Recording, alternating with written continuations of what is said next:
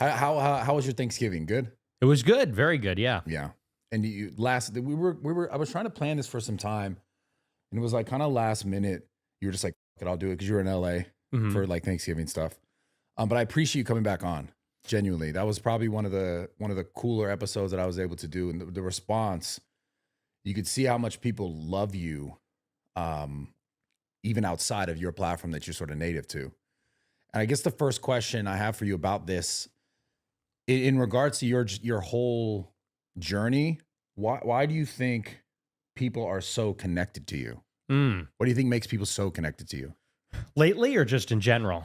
It's interesting because like in general, and I answer more lately because I think it all kind of coincides, but I want to hear your perspective. Well, I've been doing this for 10 years and the message has never changed. I've been doing it since 2017 and, the tone has changed a little bit. I've gotten older and I've refined my positions, but it's always been really the same principle, which is America first and usual kind of stuff. And when I started, I was radioactive. Nobody wanted anything to do with me, and like nobody agreed with me. Yeah. Even within my circles on the very far right, I was sort of a pariah. And I think the reason that people have come around now, I think the country changed. Yeah. I think that especially after the pandemic, I think it was kind of all downhill after that. Yeah. Because that's when people really got affected by the corruption, the lies.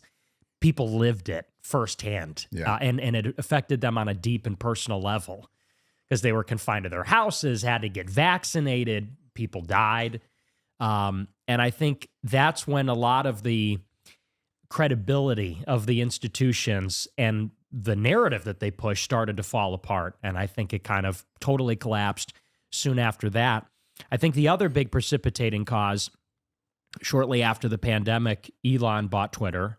Yeah. And so we had total free speech on X. And lately, you've also had free speech on Instagram and YouTube. Yeah. They kind of caught up with X. I'm going to interrupt. Sorry. Yeah, sure. Do you see all the clips and the things? Do you see, like, do you go on Instagram? Do you have an Instagram? Can you see what people are saying? I can't. Bro, it is insane. Like, so you don't have an Instagram account that you look? No, and I make a burner every now and again. They always get banned. Dude, the things people say about your content is it might be some of the funniest on the internet. Like, I don't know. So you haven't seen the memes of like you and Candace? And, I see those. I see the clips. Okay, Yeah. Okay. Or like you dunking a basketball in slow motion. Yeah. It's you become this, like, I mean, for lack of a better term, I guess a star on the internet. And the reason why I asked you that question was, from my perspective from the outside watching it, is I think a lot of the things you talk about, people have thought about for a while and for a long time. And I want to get into this conversation about the white nationalist kind of ideas, because I think a large portion of the people who follow you and who are engaged with you, besides the fact that like you tell the truth on a lot of different subjects that people have like been afraid to talk about for forever, because I'll never forget when I first got into, and I think I told you this off camera last time, when I first got into making content in 2011, 2012, 2013, there was 3 things you can never talk about. And I'm not like I wasn't a big popular guy. That I didn't have a big following on YouTube. I was just kind of starting out on Instagram, and then I started to transition to YouTube. And you always knew it was like, you couldn't say racist things. You couldn't say you couldn't talk bad about black people. That was 1. Right. You couldn't talk bad about gay people. That was 2. And you couldn't talk about the Jews. And I'll never forget it. I remember it always felt like the first 2 were like, you kind of could. Right. It would offend people. The third one was, if you talked about that group of people, it was like, you knew there were repercussions for sure. Right. And so I think it's interesting how over time it's become, and I want to get into like why I think this is happening, but more specifically to you, I think a part of your popularity, because I did the podcast with you, and I wanted to talk to you about this when you came back, was I probably had at my gym personally 6 different people who are I had an electrician come here and he was like, yo, I really appreciate the interview you did. Thanks for doing that. Like, we need to like platform more of these people that don't always have like the mainstream narrative idea. I had a couple of like gym bros come up to me and talk about, yo, I really appreciate, like, real people. And we'll get into this because it has to do with what I want to talk about later. But the thing that I said, well, why do you like Nick? Why do you like his content? And I'm talking about the electrician was some Mexican guy. The gym bro was a Mexican dude. And we were having this conversation. And he's like, I think the reason why, he said specifically, was because you tell the truth on a lot of things. And you say a lot of the things that people for a very long time, I feel like, have been, oh, I don't know if I can really say this. Right. And so I think that's why you garnered so much love from all types of people. Because I don't know if you know this, but like when I reference those funny videos, like where you're saying like, I'm not going to say the word. Yeah. I know you say the word, but you're like, can a N-word breathe? You know, like, and people, I read the comments and it's like black people being like, nah, he gets the pass. Like they're just like, for some reason when he says it, it's like, it's okay. Like, it's funny to see that, you know, you're kind of beyond the political side of it. It's just the nature, I think, of the control or the censorship or the, you can't do this or you don't do that, or this word is so bad, because that got so, and that's why I was referencing back like 2011, 2012. Everyone was so afraid to say anything that was like just anything outside of the politically correct, you know, thing. Right. And I think that's the core of why you have so much success, because you do it in a way that, you know, it doesn't feel hateful. Right. Sometimes, sometimes, not all the time. But it feels playful. Right. And I think it makes people go, yeah, like this is not as serious as it should, because outside of you, like I've noticed that with just like there's another content creator at my gym, black guy, makes funny videos, some like, you know, like reverse racism type content. It's hilarious. And he's like, yo, I love Nick. He's like, dude, you got to bring him in the gym. I want to meet him so bad. So it's like you have these real people who are really like excited that you're having success.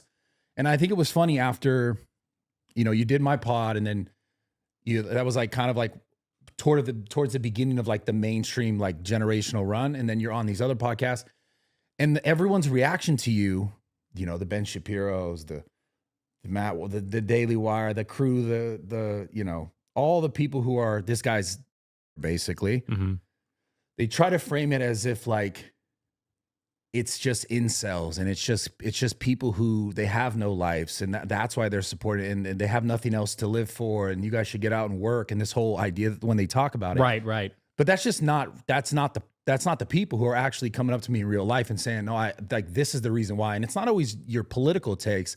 It's how you carry yourself with, I think this is just me. Right. And I whether it's political or whether it's you know, just making content, I've noticed over the last 4 or 5 years, that's the thing that makes people successful, is just the truth of like who they are as a person, without trying to hold these filters and be like, I got to make sure everyone's okay with this. And I think that's why you have a large part of your success. Yeah. And so on that note, what's your perception when you start to get the run, you start to go up, and everyone's like, oh, well, you shouldn't listen to this guy because he says this one specific thing, without like actually analyzing or looking at the other things you're saying, and they just make you to be the villain again? Well, I mean, there are certain people that for them it's very political, and they're panicking that people are listening to my show, because on a deep level, it's political. It's a political talk show. We talk about political issues, and the things that I spotlight on the show, like, for example, the Israel lobby, the war in the Middle East, they find that very inconvenient. Like Daily Wire in particular, they're obsessed with Israel, foreign aid, the wars.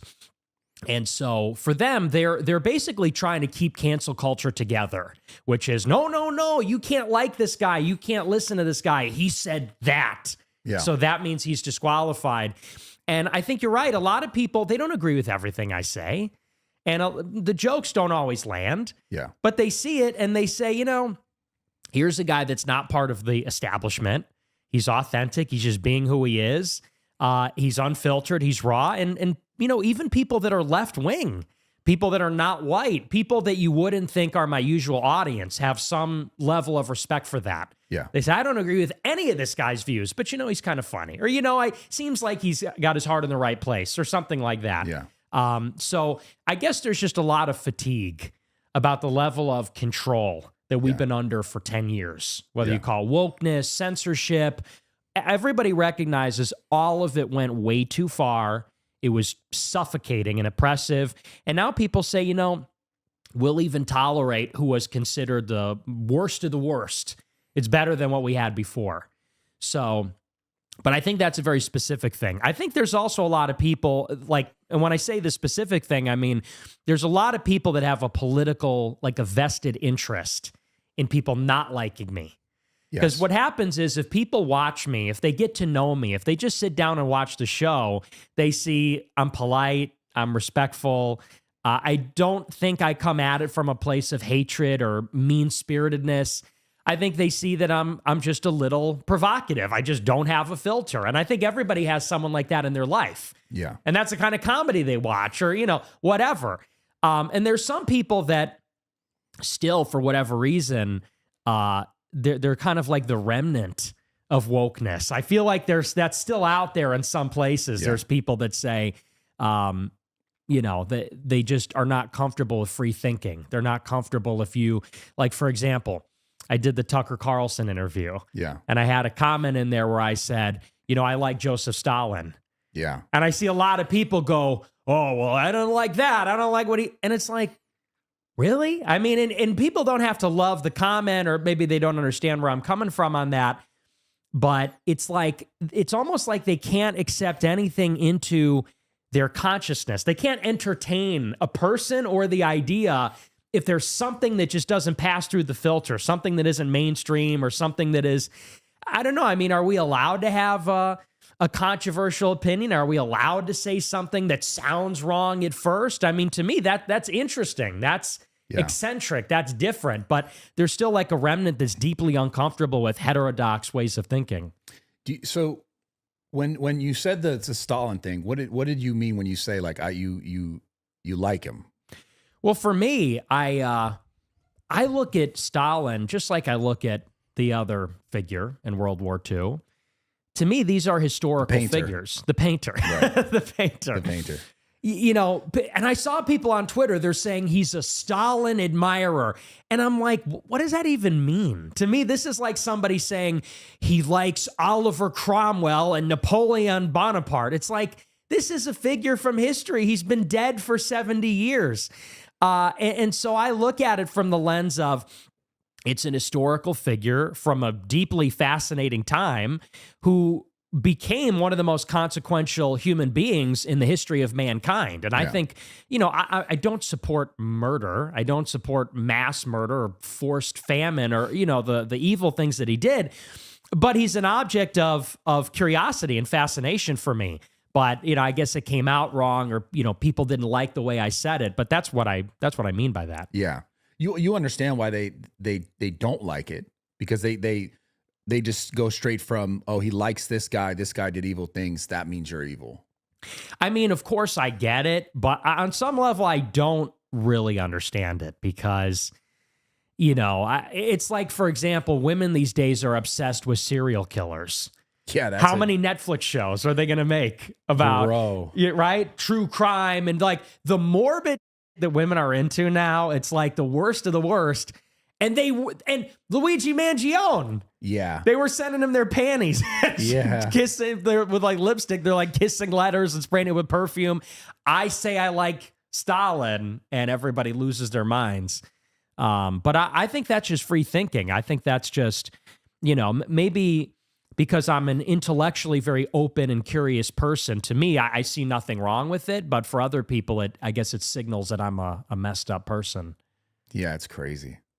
I get it. I understand both sides of it. I also understand why they go, oh, look, he said that. Because obviously they want to frame you in a way that is negative, right? Right.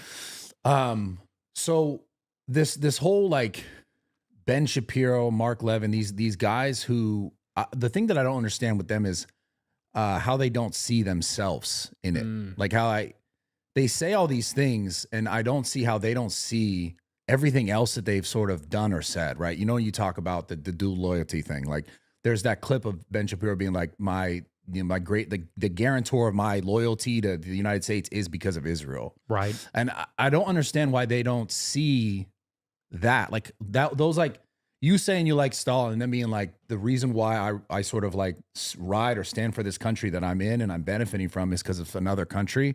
I don't understand how they don't see the issue there when most people hear that and see that. Right. What's your take on that? Like when I know you have your opinions on it, right? But like, why do you think they just believe that because it worked for so long that it should just work now? Or is it like, are they willfully ignoring their words? Like, yeah, there's like a deep lack of self-awareness, because when these people put this content out, you have to say to yourself, like for example, even on a different subject, Ben Shapiro, he's in the middle of all this controversy lately. Everyone's criticizing him. And he goes on a show and says, if you can't afford to live in your house, it's like, what are you thinking? How did you think that was going to play? He goes and says, if you can't afford to live in your city, go move somewhere else. You don't deserve. Yeah. And it's like, do you hear yourself? Do you hear how that sounds? And I genuinely think they don't. And here's why. We have to realize that, like someone like Shapiro, for example, he came around pretty early on, but he really hit his stride like 2015, 2016. His entire career was built under the censorship regime. And so think about this from like the point of view of a business. If you're in any business, all of your competition is banned from bringing their product to the market, because that's really what censorship is. Yeah. Him and a handful of others were allowed to be on YouTube, Facebook, Instagram, and not just allowed, they worked together. For many years, Shapiro and his Daily Wire, they were like the number 2 advertiser on all of Facebook. Yeah. So they had like a deep partnership. They also had an arrangement, I'm told, with YouTube during the pandemic, where they basically made a deal. If they don't talk about the vaccine or COVID conspiracies, they could stay on the platform. So from roughly 2017 until 2022, that's like 5 years. That's a long time on social media. They had like a virtual monopoly or like an oligopoly where a handful of people were able to use the major platforms and nobody else could. Gavin McInnes, Jared Taylor, me, Sam Hyde, Alex Jones, like all the big people were wiped out, literally just could not be on the platforms. And so I think what happened is they got really comfortable, and I think that muscle kind of atrophied, because without the competition, without the resistance, they weren't able to develop arguments. They weren't able to develop, how do you defend against somebody like me? They didn't have to think about that because I was just banned. So they could sort of safely ignore that and pretend that didn't exist. This kind of, you could call it a critique of Ben Shapiro from his right, or from a different perspective other than the left. Yeah. He was used to debating socialists and blue-hair college students. Then people start to challenge him from a different perspective, and suddenly he literally cannot deal with it. He doesn't have the antibodies, let's say. And so I think that censorship made them weak, and it actually made people like me stronger. Yeah. Because existing in the underground, you had to fight for your life to survive, to have an audience, to keep people coming in. You really had to be the best of the best, have the funniest clips, the best talking points, information, whatever. And I think now that we're on a level playing field, it's like when Batman fought Bane in Dark Knight Rises. It's like easy. Victory defeated you. We're here breaking your back now. So I think that's really what did it.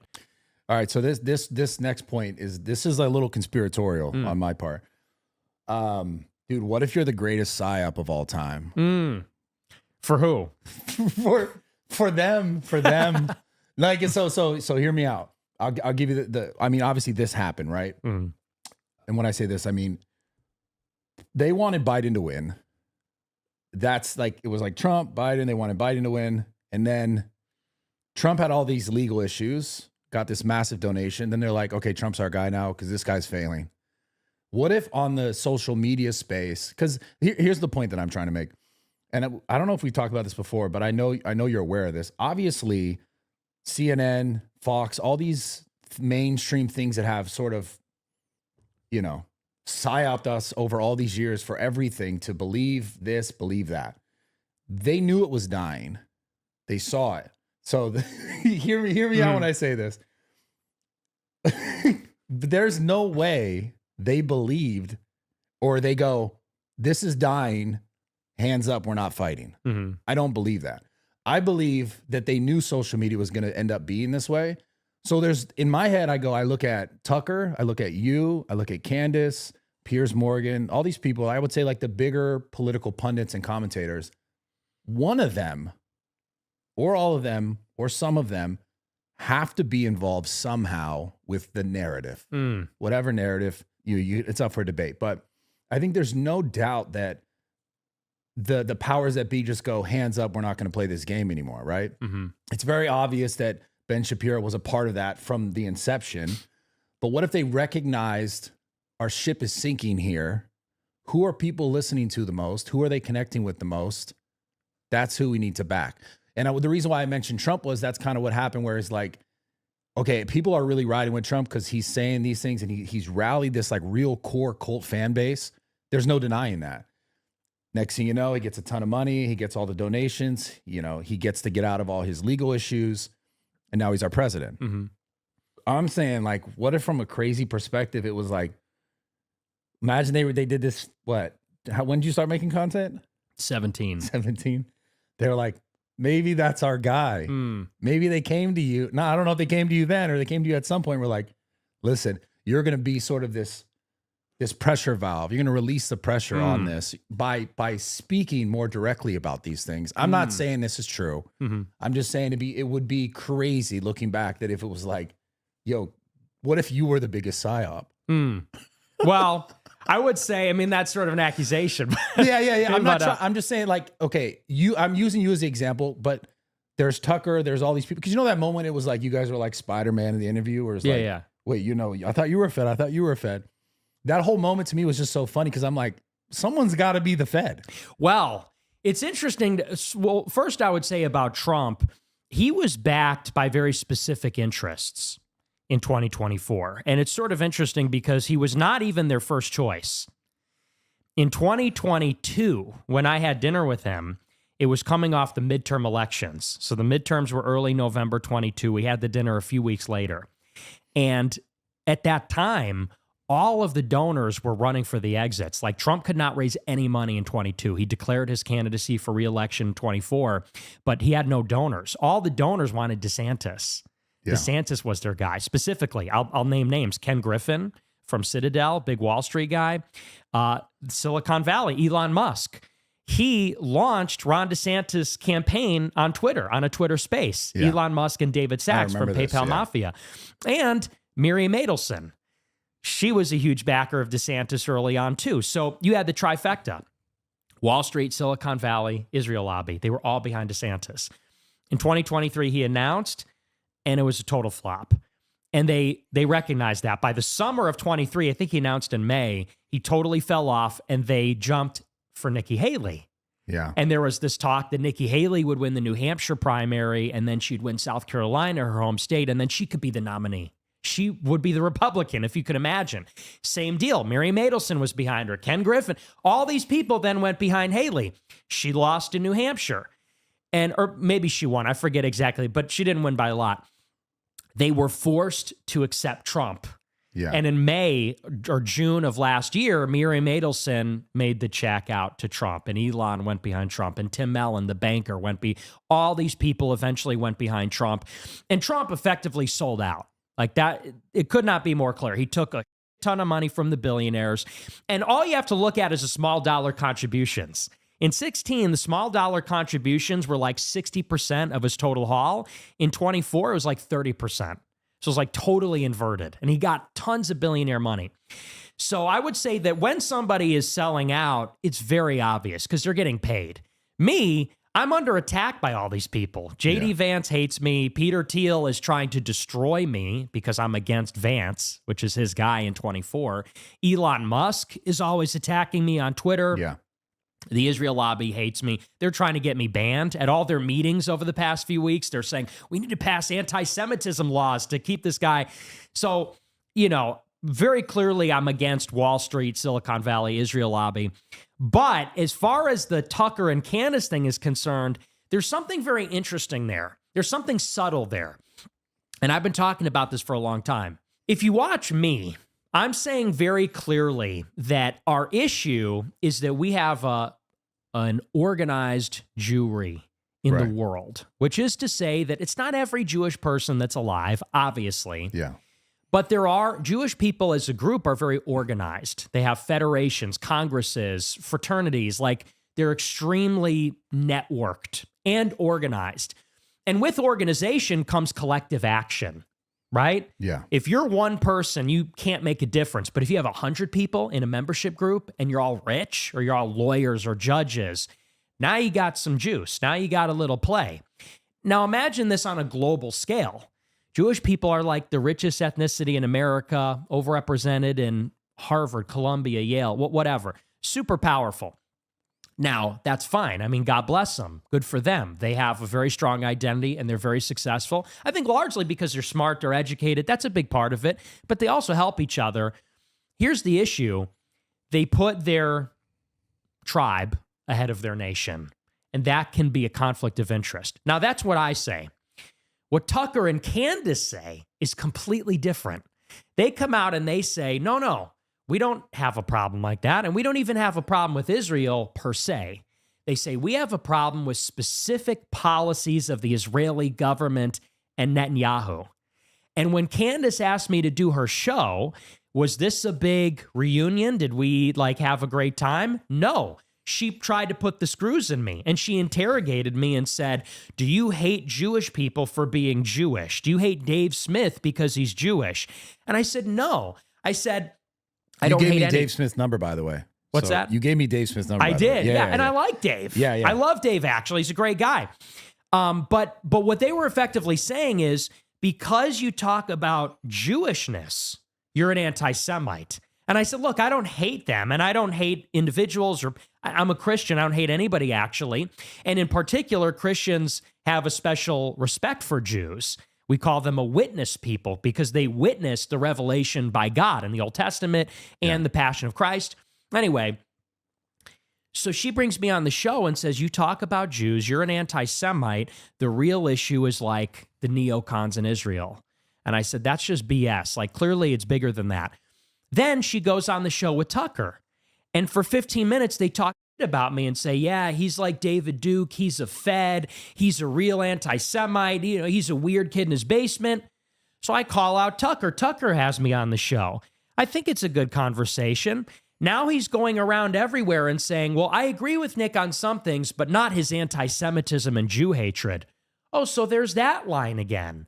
So there's a triangulation here. Tucker, Candace, me. And it seems like they both brought me on their show to either lecture me or interrogate me or to maybe create space between us and say, no, you're a Jew hater. I'm critiquing Israel's policies. And so there is a gulf between us. But the difference is they're still in on it. They still think Israel's our ally. They still have... they're still part, maybe 1 foot in on the organized Jewish lobby, and I'm totally independent of that. I would say that's the distinction between us. So you'd say that, they're the feds then? Yeah. Yes. It's crazy. But you had a good convo with Tucker. Yeah, I did. Obviously the Candace thing went a bit different. The conversations that you guys had, I know I guess, I don't know if he has dinner with all his guests prior, but the conversations you had there, obviously a little more personal, wasn't on the internet, obviously. What was that like? Did you feel like it was weird or like? It was very weird. It felt like a cop interrogating me, and I knew it would be like that. So we're talking, and it's sort of like, he was friendly, but friendliness can be authentic or inauthentic. But there was like, I would say, an intensity there. There was a tension, even though it was friendly. There was like a deep tension masked by friendliness. And so we'd be talking and laughing, and, he's doing his laugh. Oh, he's doing that. And then he'd be laughing 1 second and then stop on a dime and say, so you took money from Peter Thiel. And you've seen him do it on his show. He's got like this agility, this like range. And by the way, that's not true. So, but he'd be laughing. Oh, haha, that's true. You took money from Peter Thiel. That's like a real thing that he said to me. And I said, what? No, I didn't take money from Peter Thiel. He goes, oh, okay, I believe you. I said, who'd you hear that from? He goes, oh, he told me. He told him? Yeah. I was like, no, that never happened. He's like, oh, okay. And it was sort of like, and he was throwing, there was like a lot of weird questions he was asking me about obscure people that like a massive audience wouldn't know, but that if you're in this political space, you would know, or maybe problem people or disruptive people. And so I would say that it was sort of an uncanny, uneasy kind of dinner.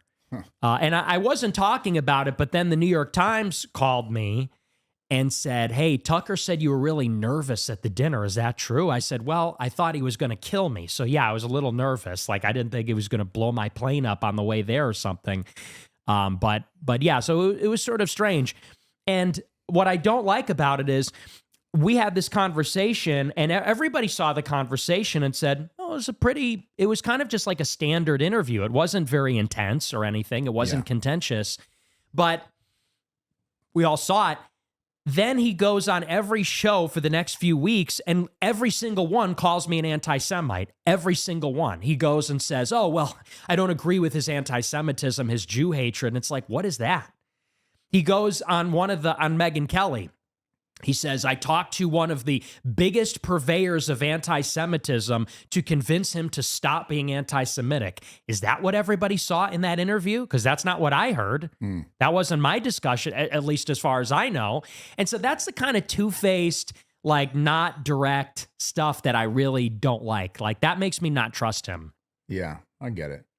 It's also interesting because it all feels like theater, because then on the other side, the people are completely bashing him the whole time. The Israel lobby, all these people are like Carlson. They're still attacking him while he's dismissing you. So, I mean, maybe that's what you would do in that case, because that's what you have to do because you were there, you were on the show, and they have to continue to disavow you in like slight ways.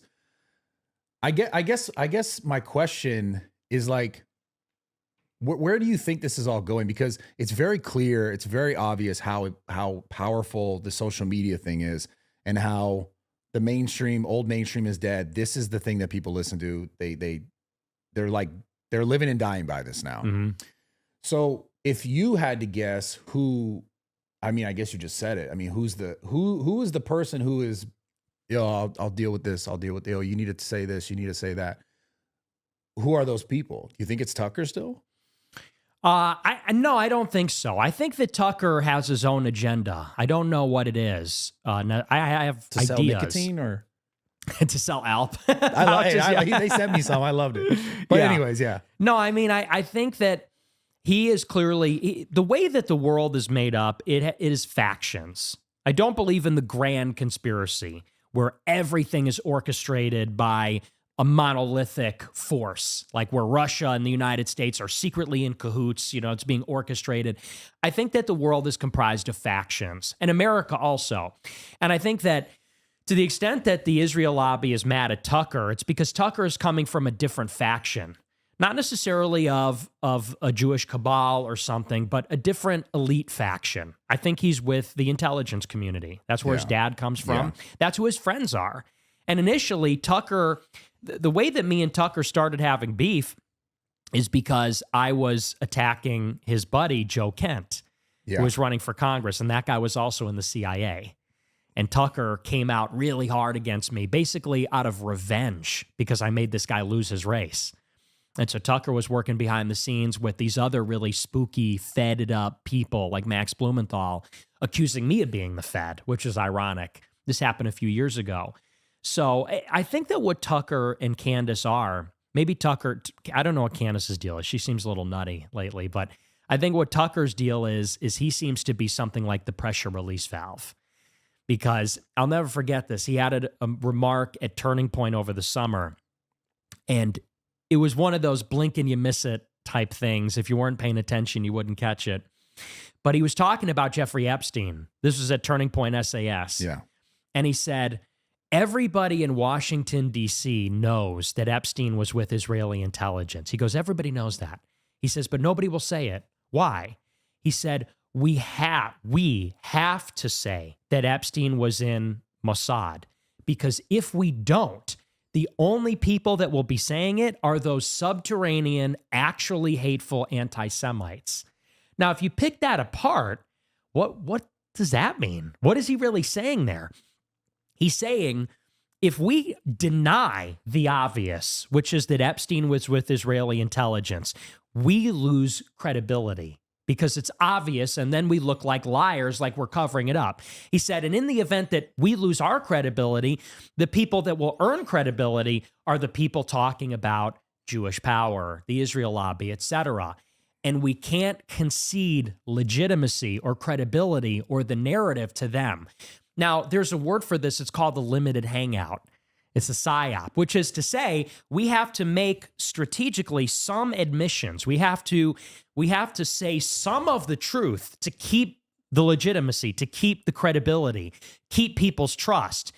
And if we can maintain their trust, they won't go all the way off the reservation. So we'll make sort of like a tactical admission, and then they won't go and reject the whole system. And so I heard that statement. I said, that's a really weird but also intentional and precise thing to say. But if you're not tapped in, if you're not paying attention, you'd think he's saying, Epstein was Mossad. Oh, Tucker's based. But what he's really saying is, we strategically have to say that, because if we don't, then we look like we're in on it, and they are. Yeah, the whole Epstein thing, I mean, recently they came back. This is the frustration that I think the normal person has, is it goes from like, everyone knows it's a problem, to we have all the stuff, we're going to release it, to it's a Democratic hoax, to, okay, now we're going to release some more information that we now have. And then, you know, you have Kash Patel being there being like, with what we have now, there's no one else connected. This guy's just acting alone and he's selling kids to no one. And now they're like, yo, we're going to release all of it now. Mm-hmm. And then you have this, I don't know, the speaker, whoever, the Johnson guy, saying that like, oh, it's going to be a threat to national security if you release all this. So we got to like look it over. Mm-hmm. Then we're going to wait for Trump to sign it. And now they're saying we're going to release it, but we're going to like take some stuff out again. Mm-hmm. Do you think they ever let that out fully? Never. And I would assume it doesn't even exist, because Epstein was originally arrested in 2005. That's where all the files are from. But beyond the files existing, and like, because there had to have been names in there, there's plenty of people to go and speak to and say, yo, you were involved in this somehow. You funded this. The Lex, like all these people, how are they? Those people they're able to go like this. They're being protected. And Mike Johnson said specifically, so first of all, they did not want these Epstein files to get out, obviously. It was Thomas Massie that led the effort to get this discharge petition in the House to force a vote. There's a way that they did. So the timeline of it is that Trump gets elected and the voters are saying, okay, release the Epstein files. And they did that stunt with the binder, and they came out with their binders, and it was a photo op. And people said, yeah, no, put them online. Like, don't give them to Jack Posobiec and Scott Presler. Put them online, which they then did. And people said, this is bullshit. We have these files already. So then Pam Bondi says, well, they're on my desk. I'll release them later. Yes. Then they come out and say, oh, no, they don't exist. They're not real. There's only left, blah, blah, blah. It's just the child sexual abuse material. So then, this was in July, Thomas Massie said, well, I'll force the House of Representatives to vote on a bill that will compel the Department of Justice to release them. They shut down Congress early. Mike Johnson took the summer recess early, and they shut down the business of Congress to prevent this from happening. They come back into session. What happens? Government shutdown. Major battle over. That goes on for 45 days. Then they return. This is just a couple weeks ago. And Thomas Massie says, all right, here it is, the discharge petition. And they get Marjorie Greene, Nancy Mace, Lauren Boebert to vote on it. Trump calls all of them to a meeting in the Oval Office. I think Lauren Boebert came. And it's Trump, Vance, Rubio, it's all the bigwigs. And they say, listen, do not vote for this. Do not bring it to the floor for a vote. And she refused. And so it was only in the final hour then that Trump finally relented, a day before the vote happened, that Trump said, all right, we'll release it. And, but so it went to the floor for a vote in the House, and Mike Johnson said, the speaker, he said, we have to amend the bill because if we don't, we are not going to be able to protect the political system. Like, that's an actual quote. Yeah, it's insane. And what's the implication? If we find out what's in them, the political system will collapse because they were all on the island. Yeah. And, and that is a good thing, actually, because if the people that were on the island are running the government, they need to be exposed and destroyed. Like, they need to be put in jail. So, but they gave the game away. Pam Bondi, Trump, Johnson, they're never going to release the names, the files. Then but if you think they don't exist, then why do they pretend? Why do they keep doing this theatrical shit? Because even though I think there's nothing, you're not going to find anything damning in there. You're not going to find like a video of a politician having sex with a kid. Like, I don't think that exists. It was probably destroyed if it did exist. But it's like the emails. They released about 20,000 of Epstein's emails. And it's Trump and Epstein deeply implicated in this. Like, Epstein is saying, yeah, it was just me and Trump and the girls were there. And so even though, like, you can't bring Trump to court over that, it still suggests that he's involved. And so I think that's probably why they don't. It's more like it suggests this, even though it's not going to be actionable. I see. Well, okay, I want to bring up something you said earlier about just the sort of total control. You don't think it's just from one angle. You think there's different factions, right? Mm-hmm. It seems like that kind of, maybe not to everyone is obvious, but when I think about it, logically, it has to be, right? It can't just be Jewish people controlling everything. So there's different groups, right? I saw a clip of you from 2019, and you were talking about, this is going to get a little weird, but you were talking about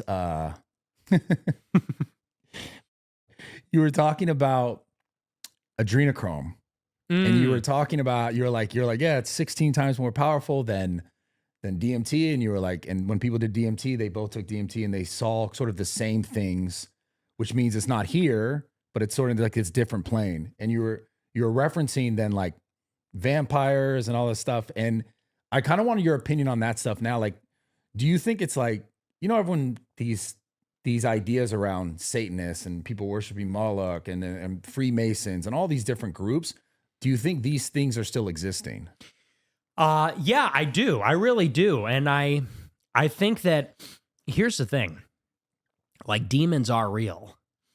I wanted to talk about this. Yeah. Yeah. As a Catholic, we believe, and it's in the Bible. It says we fight not against flesh and blood, but powers and principalities from other realms, right? From other dimensions, you might say. So we, as Catholics, we're very clear. Angels and demons are real. And really, demons are angels. Demons are fallen angels. They're entities that have form, but not substance. So they're not material, but they possess intellect and will. And there are good ones, and then there are the ones that join Satan, and they're in the world. And this is the source of temptation. This is the source of protection, like they are real. And I do believe that, and I don't have evidence for this, but I suspect that at the highest levels, there is like there are occult practices. And specifically, when you look at let's talk about like what the Freemasons are. Yeah. When you get into some of the Freemasonic rituals, do you know who the master builder is that they worship? It's King Solomon from the Bible, because King Solomon built the temple. That's what Masons are. They're builders. They're the guild of Masons. And so when they do if you go into a Masonic lodge, they do this elaborate ceremony about Solomon, because he got the blueprint, basically the dimensions for the temple from God.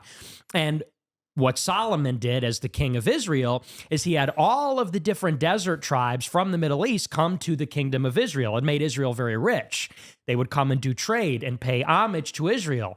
But what Solomon did is he started to pay homage to their deities. So they would come from all the different Middle Eastern kingdoms with their own deities, probably demons. And Solomon would basically give sacrifices maybe or worship those demons. That's ultimately why God punished him.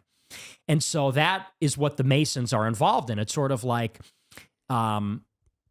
it is heavily involved with demons. It's based on Jewish mysticism.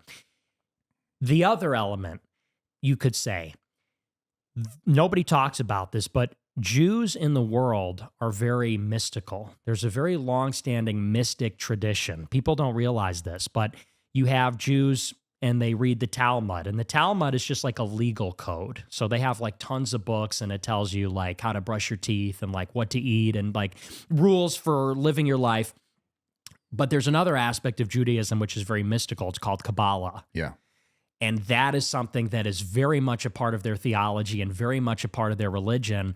And Kabbalism is kind of where all of the occult springs from. Like if you get into Aleister Crowley, if you get into the Masonic stuff, the Illuminati, it all really comes from Kabbalah. It all comes from like the Zohar. It all comes from those, let's say, hermeneutics about the book of Genesis, about the books of Moses. And so I do think that especially like some of these Jewish groups are involved in Kabbalistic, like certainly they're inspired by Kabbalistic ideas and practices. And I also think that even the non-Jewish ones are influenced by that too. So I do think that goes on at the highest levels. Yeah, because, you know, when I look at it, there's the amount of money and the amount of power and the amount of control that, you know, the highest powers have. It just seems like why go to the extent of harming other human life so much just for more money? Mm-hmm. It almost like makes you, because I would consider myself, I grew up Catholic. I would consider myself Christian. I'm not really big into organized religion because I think that was, in my opinion, that's one of the like, I hate to say it. I hate to talk about it this way, but it seemed to be like the first thing that was able to coerce people into what humans at the time wanted. Humans that realized we could recognize that we can make this organization, whatever it is, the Vatican, all these things, and we can tell people that this is what we need to do. And I just look at the Vatican, I'm like, they have all this money and their mission is like to make the world better because they're coming from this Catholic standpoint, but they just have tons of money. They don't pay taxes. Like, so I felt out of like, I guess, rhythm with religion in general. The point that I'm trying to make is it can't just be money and power. Mm-hmm. Like there has to be something sinister behind the need for more or the complete lack of care of like certain people's lives versus others. It doesn't feel like it is just money. Like when I look at it, there's no way. Yeah. No, there's definitely more to it. And anybody that's ever been in DC will tell you that. Washington, DC is just like a deeply evil place. There is something demonic about it. And there's something demonic about the people. Like, and I know a lot of people in DC, they tell me it's like swingers and orgies. And you got to realize it's like this because the people there, they're involved in like machinations, scheming, destroying people, lying to the public all the time, like a craven lust for power. It's like the people that are in politics are among the most wicked in the world. And it goes hand in glove. You have like your regular sins, like the weird sexual stuff that goes on in DC, all the way up to, you know, maybe there's something supernatural. Maybe there's something occult there. So I really do believe that the higher up the ladder you go, it does go beyond, let's say, avarice. It goes beyond greed. It goes beyond the usual kind of stuff, and it gets into something really sinister. I'm a huge believer in that. Yeah. Do you think that could ever? Because it does feel like good versus evil. Do you think it ever, I hate to say this, but it seems like in a lot of ways, evil's sort of winning. Like, do you think it switches? I think it's in a constant flux, but over time, evil has been winning. Like, let's be very clear. The arc of history is long, and let's say that for the last 500 years, evil has definitely been winning. Yeah. Because you had a time once where, and I am a follower of organized religion. I'm Catholic. Right. You know, there was a time when Europe was controlled by the Catholic Church, and by Christian monarchs.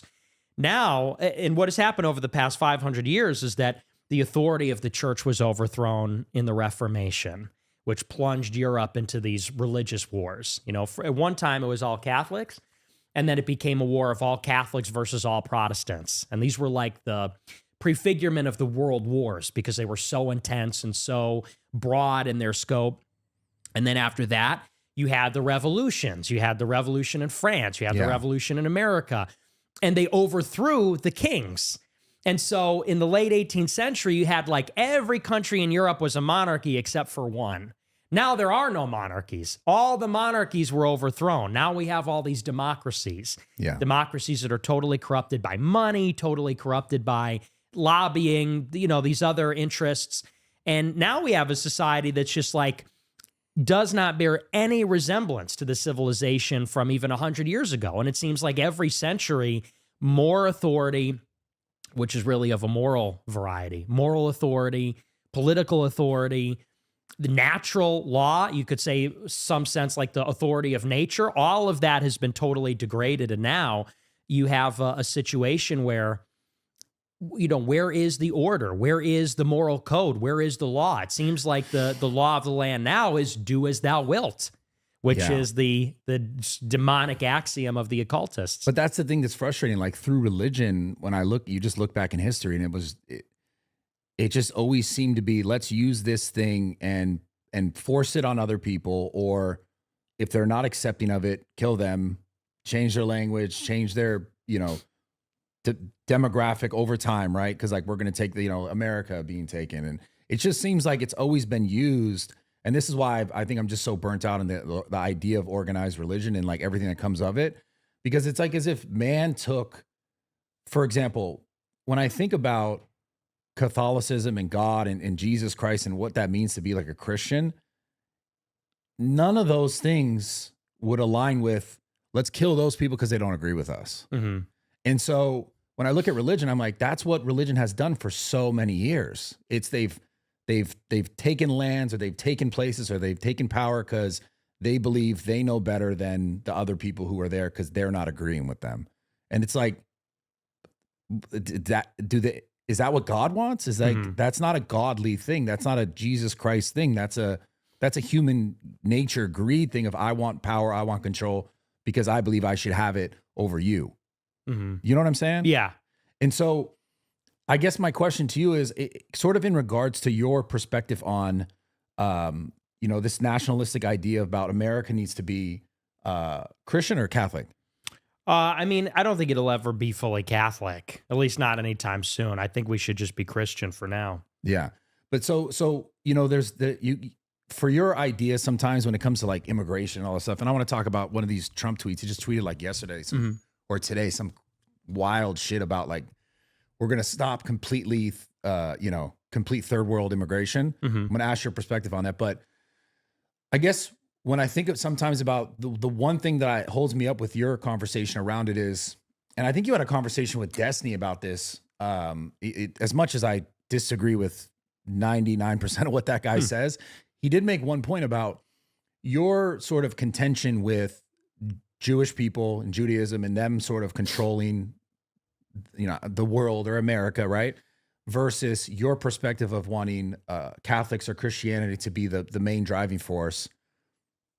What's really different there? If like you're then doing what they're trying to do, but you want to do what you're trying to do on the opposite spectrum, right? So what's the core difference?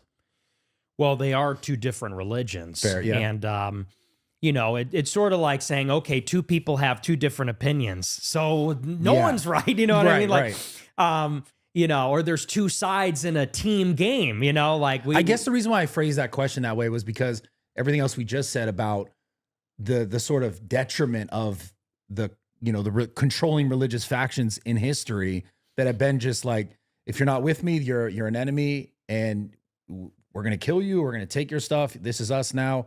Learn our religion, learn our language. It's in a way the same thing that, has caused all the biggest problems in the world. Right. So I'm not saying that like today, if Catholics were in charge of America, would they just then like kill, people somewhere else, right? Or kill people here. But there seems to be like when we're incorporating religion into at least what America is, from what I understand constitutionally, like when they originally did it, was like, this needs to be separate. We need to separate these things because we're going to have so many different people here because that's what America is. And then your perspective is, well, I want it to be this way.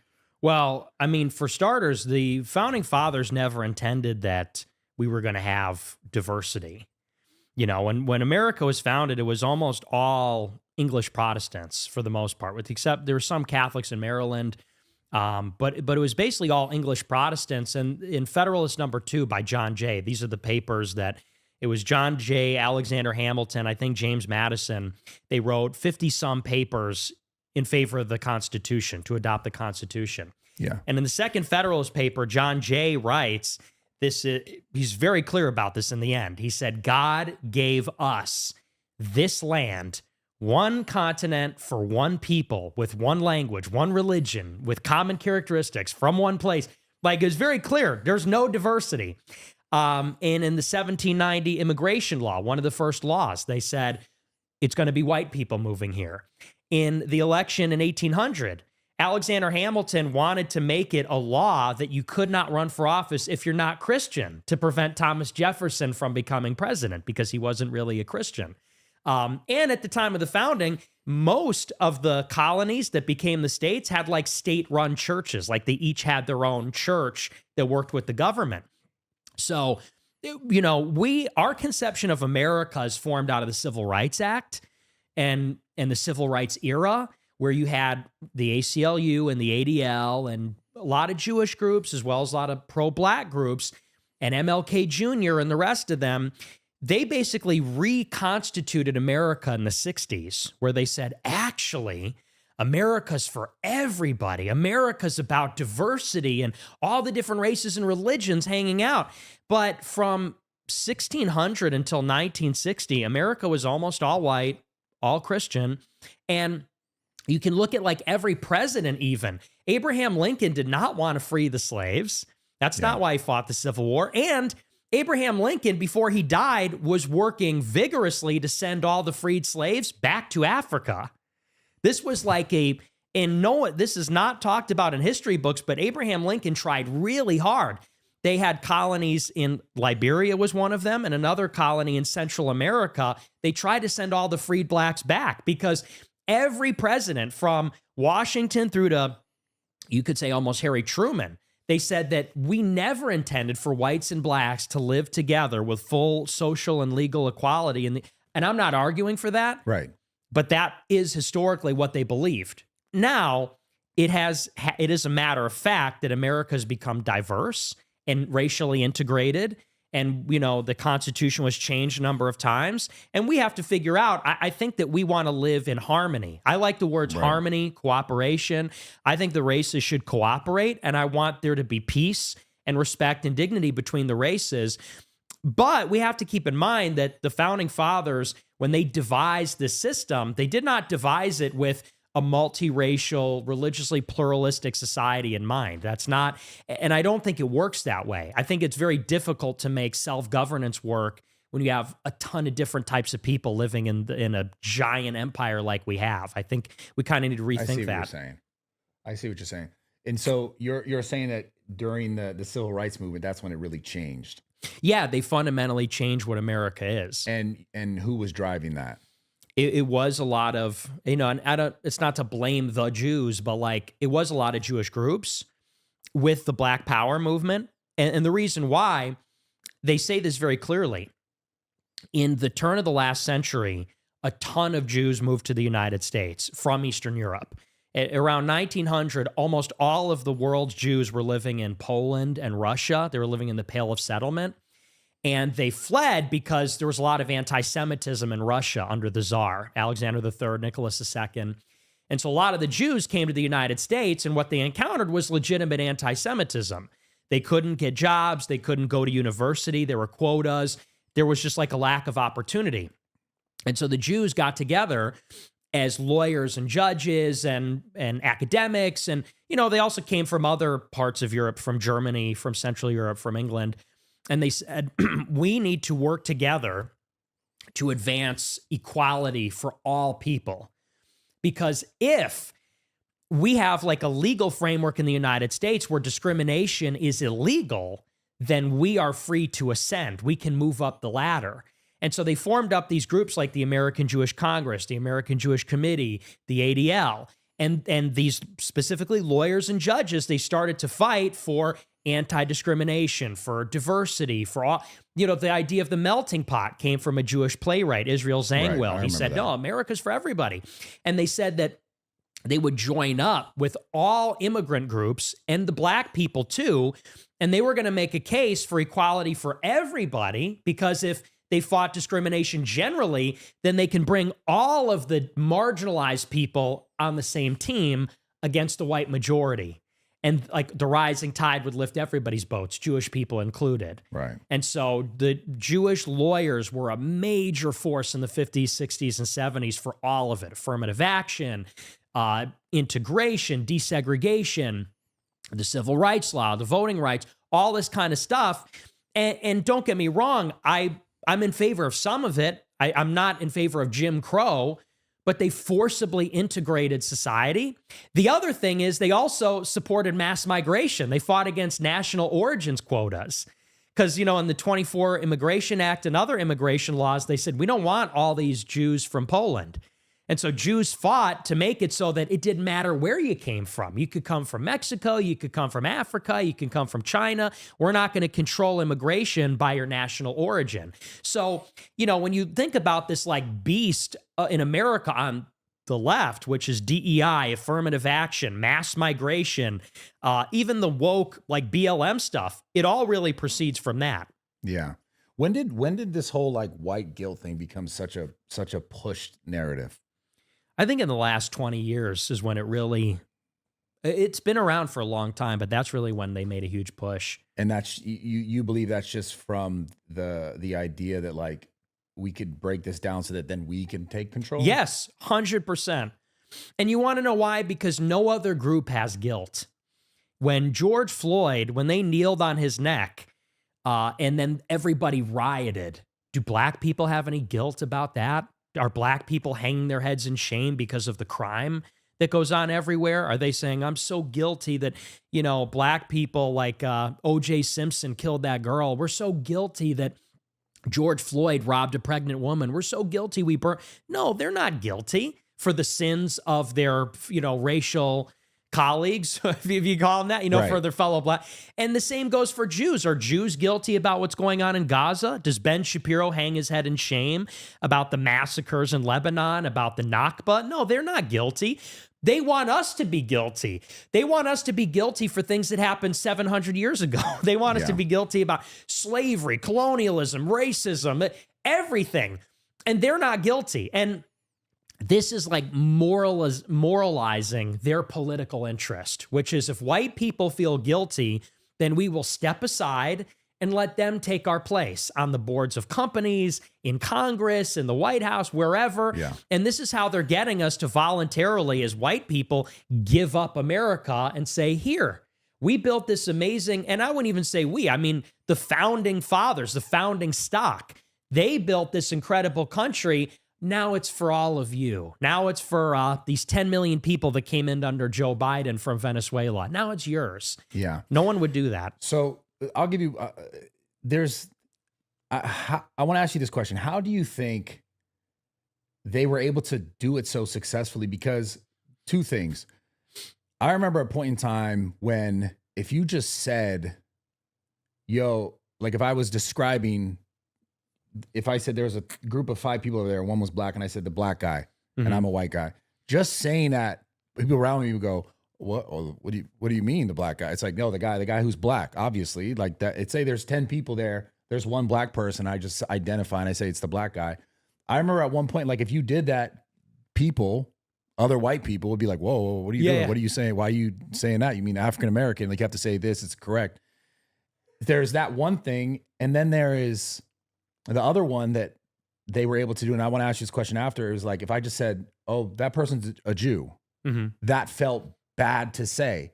How do you think they got to the level of like consciously people go, oh, I shouldn't even say this?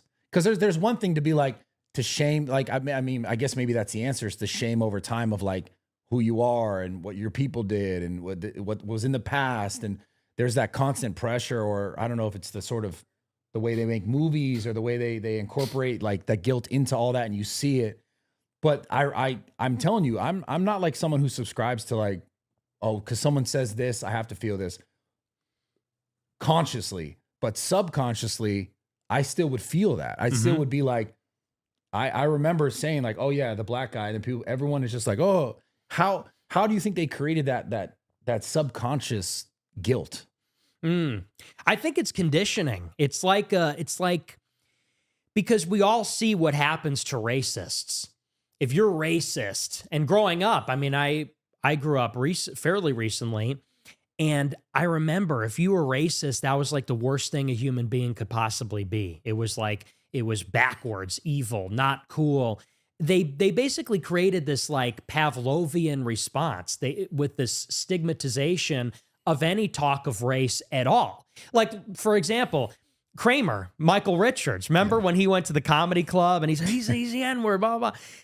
And look at what they did to this guy. It was like a Stalin level show, not in a good way. Stalin level. Don't like that part. It was like a show trial. The way they dragged this guy out, making him cry and apologize. I don't know what I said. And that's why I say it was like 20 years ago, because I remember that was maybe like the beginning of it where it got weird. Because it's like he did like a comedy set and it was in poor taste. I don't think anyone would argue that, but it wasn't the end of the world. And this guy got ruined for it. Yeah. And it was like, that was just a new reality that we lived in, where it's like that word is off limits, and racial humor gradually became off limits. Yeah. And Trayvon Martin came around in 2008 and you couldn't talk about that. It was, oh, this poor guy with the Skittles and Arizona iced tea in his hoodie. And so it's just these like these like news media related events. It was in entertainment. It was in Hollywood. And I also think they captured the younger generation. I think it was really with the kids that they programmed, because then they became the foot soldiers in the universities.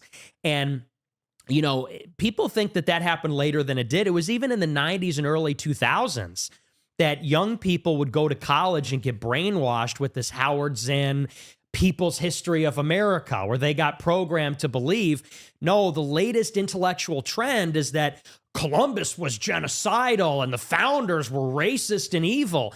And they then became the professional managerial class.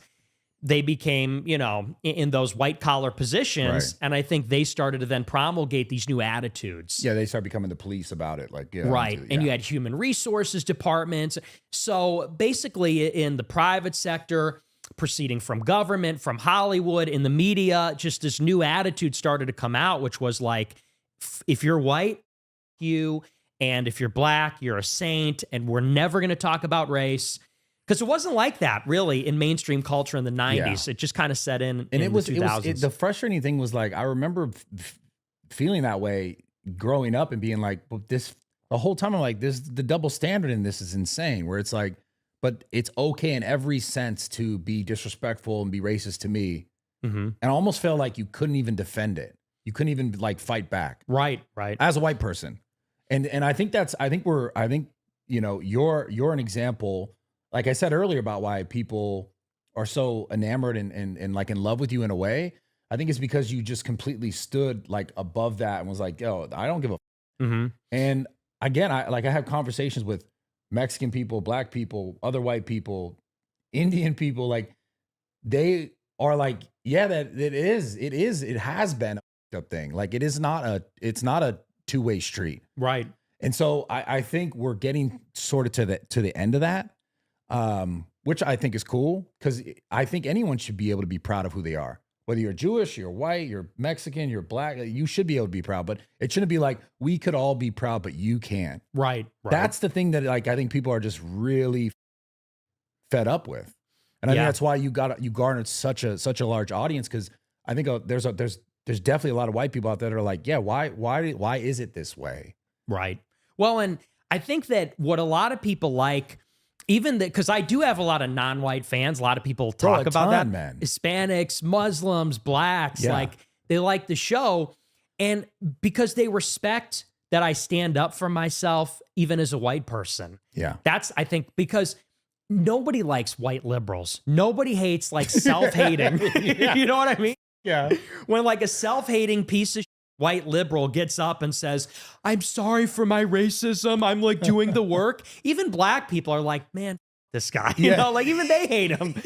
They're not like, oh, you're one of the good ones. Thank you so much for doing your part. They hate them. They have like contempt for them. Yeah. And that's because on some level, even if you're a white person that is guilty and sorry, and you want to promote the black and brown bodies, you know, people of color, it's like they don't have respect for people that don't stand up for themselves, that won't take their own side. They have more respect even for white supremacists because they say, at least a white supremacist is standing up for himself. Yeah. Like on some level, there's that. Yeah, and we know what they believe. Right. Because there's less just, I'm doing this to please someone else. And they'll never say it, but they respect someone that is, like, there's something deeply odious and hateable on a fundamental level about a person that goes against their own tribe, that goes against their own kind. It's the same reason, like, nobody criticizes black people harder than black people when they become like an Uncle Tom. Because what are they saying? They're saying you're a race traitor. Yeah. Even if they're right, even if they agree, because a lot of black people are extremely conservative, actually. Yeah, for sure. But if a black person goes out and becomes a Republican, that's seen as working with the white people. So they say, you're with the white people? Or even if they marry a white person, they say, you marry a white girl, your own people. And so every group kind of, and it, you know, it's like, they say, oh, well, a white liberal is taking the side of blacks, and we're black, so I guess that's good. But they say, oh, but you're not taking your own side. Isn't that kind of contemptible on some level? I think even subconsciously, whether or not you're willfully thinking, I think that happens. It's Totally. a human nature thing. 100%. And the important caveat is you can take your own side. Everyone knows this without hating everybody else. Yeah. I don't hate anybody. And I think people know that. When I make jokes and I say the N-word or whatever, people, I'm not yelling like, hey, get out of the pool. You know, that's our water fountain, you know. Right. No, they know it's playful. And, you know, that's why I like to use words like, we're not hateful, violent, cruel. We want harmony, cooperation. At the same time, I do want to run with my own people.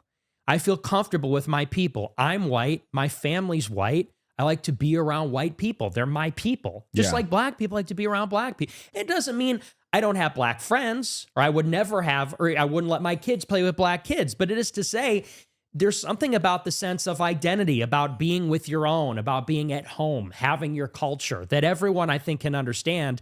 And it's not to the exclusion or to the detriment of other people. Yeah, absolutely. Is your dad is Mexican? He's half Mexican, yeah. So, I had we're going to talk about this like tweet and stuff, but I want to ask you about your dad. If your dad was illegal, would you want him deported? No, he's my dad, so no. Okay. I would betray Trump. Fair. I'd hide my dad in the basement, in the attic. Yeah. Fair, valid. Dude, it's so funny. Because like most of my closest friends are Mexican. I grew up that way. I just my whole life it seemed to be like those are like my best friends just growing up, and yeah, I have a lot that I'd protect as well for sure. Yeah. Did you see this tweet? I did. Okay. What I want your take on the idea that he's permanently paused is a weird way to say it, but he wants to pause immigration completely from third world countries. The other thing I find really funny about this is the fact that he called Tim Walz retarded. Yeah. This to me it's so interesting because like there's this we're getting further and further on this line of like politically correct, and like no one's really doing it anymore to some extent, right? Which I was going to ask you too. Like, I think I asked you, I don't know, maybe that was an off podcast last time, but would you ever want to be president? I mean, yeah, but I don't think that'll happen. Because of things you've said? Yeah, I think I'm too unpopular. But I don't know. I mean, I see stuff like this and the grab her by the pussy, all those That's different true. things. Yeah, Trump is kind of changing it. Yeah. Like, I mean, I'm not saying right now, but in some years it'd be like, to me, it's not such a far-fetched idea. Yeah, not anymore. Maybe 20 years down the line. Would you run for president? If I could win, yeah. If I thought I could win, I would. Dude, I want to be in that cabinet, dude. Yeah, we're gonna talk about the America First Foundation in a second, which reminds me of that. But what's your take on this idea that he's gonna permanently pause interesting. Permanently pause immigration from third world countries. I think it's about time. I think I really support that because, people don't even realize the scope of it. We've brought in like 60 million people in 30 years, which is, this is a country of 350 million. And we brought in 60 million in a few decades, and all from China, India, Mexico, Northern Triangle, Philippines, Vietnam, all from non-white countries. And it is such that the country was, in 1990, 50% of the U.S. population descended from the founding stock at the time of the founding of America. Think about that. Yeah. Half the country had roots to George Washington. Now we're like 60% white. Half of the births are not white and half of them are white. Yeah. And what is basically happening is the country is fundamentally changing. And it was one way. It was Frank Sinatra and Tom Cruise and Clint Eastwood. And now it's becoming Bad Bunny and Jason Momoa. And it's completely different. And that's reflected in even the quality of life. New York City, LA, Miami. I love these cities. I go to them all the time. I like to be there, but they're becoming more chaotic. Yeah. They're becoming more violent, more disorderly. There's a lack of a sense of togetherness, of community. There's this feeling that it's like you're in Star Wars. You go on the subway and everybody's speaking a different language. Everybody has a different culture. And you picture me going into the bar, where all the different sort of like the different aliens and characters, and robots, like, no droids. Yeah. And it's like on some level, it's okay if some cities are international and cosmopolitan. I think people like that. But what people hate is the idea that every city in America is going to be this way. And there's no refuge that feels like America, that is baseball and apple pie and white people even, and churches and Christianity. Everywhere is going to be like New York City. Everywhere is going to be playing soccer and it's Diwali and it's all this other stuff. And so I think that at the bare minimum, we just need to stop immigration for like the next 20 years. And we could have a conversation about opening it up later, but in terms of our fair share, if you call it charity, if you call it, for the good of the immigrants or for the good of the economy, for the labor benefits, we have done more than enough at this point. Do you think it's just the fact that they're from these other countries, the third world countries or whatever, or do you think it's just because you talk about like these cities kind of going to shit in certain ways, right? Mm-hmm. Do you think it's just because they're from these other places and they're not assimilating, or is it just because there's just so many more people? Because let's say, for example, it was theoretically, it was all, in this case, white people came in, and that was the increase. Wouldn't it still be somewhat chaotic in that it's just so many more people? So to police, to deal with, to house, to like, isn't that part of it as well?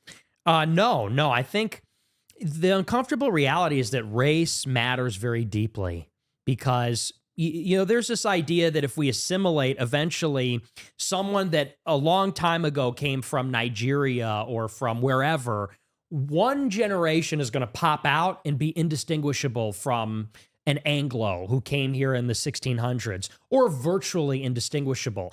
But I don't think that ever happens because we come from a long line of ancestors, and what is transmitted from one generation to the next, it's not just the kinds of foods you like. It's your mannerisms. It's the way you behave. It's Amerindians, like the Native Americans, they still can't handle alcohol. That's genetic, and even like you're Italian, I'm Italian.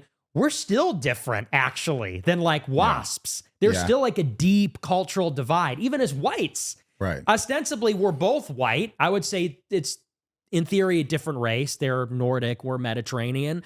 But you encounter Northern Europeans, and we're so different still. And there's proximity. Like, we're from a Christian civilization. We're from the same continent. We're like genetically similar, but we're still different. Then you talk about people coming from India. They have a different alphabet. They never develop monotheism. They're polytheistic. They have a different language. Like, everything is different. And I think that in 100 years, those people are still going to be meaningfully Indian or Chinese, or Black people are still meaningfully African 400 years in. So it's the assimilation thing that the problem that you think lies in. Yeah, because I don't think you're ever going to achieve full assimilation. We can achieve a level of it where they're speaking English and they kind of have some of our customs, but they're still going to be hyphenated. They're still going to be Indian American, African American. Yeah.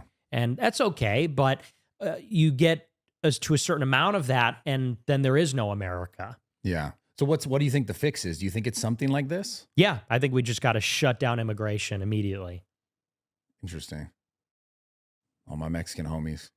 Well, they're here, so they made it in. But so that then to my next point, right? So they're here, but what about this? All the stuff that's going on with ICE, and they're like kicking out these people. Mm-hmm. I just feel like there's a better way. I feel like get rid of all the criminals, of course. I'm never arguing that, but I know so many people that like really do contribute. Yeah. So how do you play that game? As far as illegal aliens are concerned, I mean, here's the thing. Like, we had 10 million come in under Biden, 10 million illegals in 4 years. Yeah. You got to get all those people out. Like the idea that 10 million people come in and like, oh, now they're here forever. Like Biden wasn't enforcing the laws. They slipped in. Oh, now we have to keep them forever. No, that's ridiculous. Like, that's a population the size of New York City, and now they're our problem. And they are our problem, because why do you think they came here? They came from Venezuela for the most part, fleeing the Maduro regime. Yeah. They don't have skills. Like, they're not coming here with college degrees. They don't speak English. They don't have any capital. What are they going to contribute? They're going to buy an iPhone and an e-bike, and they're going to be DoorDash drivers, and now we got to pay for their healthcare, their education, their kids. No, we're not doing that. And I would say, we maybe have 30 to 40 million illegals here. Let's get all the violent criminals out. Let's get the 10 million that came in under Biden. Maybe do a little more than that. It's maybe not practical to deport every single illegal alien, but a lot of them are going to have to go back. It is like a huge problem. And we have to stop being the stupid country here. What is the obligation that these people have to obey our laws, to embrace our culture? What is the obligation of their government to take care of their own people? Because these illegals that come here, I understand what you're saying. They're not bad. Like, I know illegal aliens, and they're good people. Like, they work hard. They're religious. And a lot of them love America. I get it. I have sympathy for them. That being said, it's a major imposition on the United States from a financial and economic point of view, from a cultural point of view. They bring their culture over here, and they take over entire neighborhoods, and they're going to have tons of kids. But the Latinas are bad. They're bad. they can so stay. They can stay. And they got good culture. Like they're home caretakers. It's good. I don't know. No, they are. And look, I mean, I get shit for saying this on my show. Hispanics are not the worst ones to have. They are very, because they're family-oriented people. Yeah. They're more religious than the Americans. Yeah, in a lot of ways. We used to go to church out here when I was working for Ye. I lived here for a couple months, actually in the Valley, and every mass was stacked from like morning until 7 o'clock at night, packed house. Yeah. You never see that in white neighborhoods. Yeah. And it sounds like anti-white to say, but it's just true. So, I mean, they're good people, but it's just the volume. How many can we really absorb? Yeah, I mean, it's sort of like what's happening with Europe right now, right? Right, like with the Muslims, yeah. Yeah, I saw Tucker and Piers Morgan talking about it. It's interesting. Tucker, he's more and more speaking about the things that you talk about. I don't know if you've noticed that. Totally. But he started, like, I think in that recent interview, he's talking about white people and, like, the erasure, it's not the right word, but the extinction or the it being gone from there. And he's having this whole conversation with Piers. I guess the thing is, the fear is that it's just going to end up happening here entirely as well. Exactly. Right? Yeah. Because it's sad. It's like when I saw this TikTok earlier today, and it's like, oh, POV, your culture's going away. I was at a Paul McCartney concert on Monday, and you think about England, and you think about the double-decker buses and the Beatles, and you think, and the idea that in 50 years it's going to be all Muslims, it's going to be all like Arabs and Africans and Muslims, like there's going to be no England. And that's like we cry when like a Siberian tiger goes extinct, when the polar bears are going to die off. this is a race of people that are not going to exist. Yeah. There's going to be no Germany, no Italy, no France, no Paris, no England, no America. What's America going to be? A collection of little India, little Somalia, little Haiti, little El Salvador. That's dumb. But it's like, how do you really stop it though? Because it's like it's a birth rate thing too, right? Because it comes down to the fact that they just have more babies statistically as well. Right. That like it's almost as if it's an undeniable future in the current statistics of birth rates. It's like you can't really even avoid it in the long run at the end of the day. Well, the problem is that extinction is irreversible, and some of what brings it on is an invasive species. You know, so like what's killing the elephants? It's poachers. And what's happening to America is that the fertility rate is declining, and that doesn't seem to be caused by diversity, because Korea has an abysmal birth rate and they don't have mass immigration. Neither does Japan, and it's the same issue. It seems to be a symptom of modernity, which is that when women get educated and go to work, they defer childbirth, then they have fewer kids. And maybe it's a symptom of industry and technology. Like, who knows? There's actually not a settled answer on why the birth rate is declining globally. But what happens when you bring in mass migration is that when white people are outnumbered in a democracy, then they're outvoted, and then they don't have power. And so it's not like, yeah, if there's no immigration, America will have problems because our population will shrink, but it'll still be white people.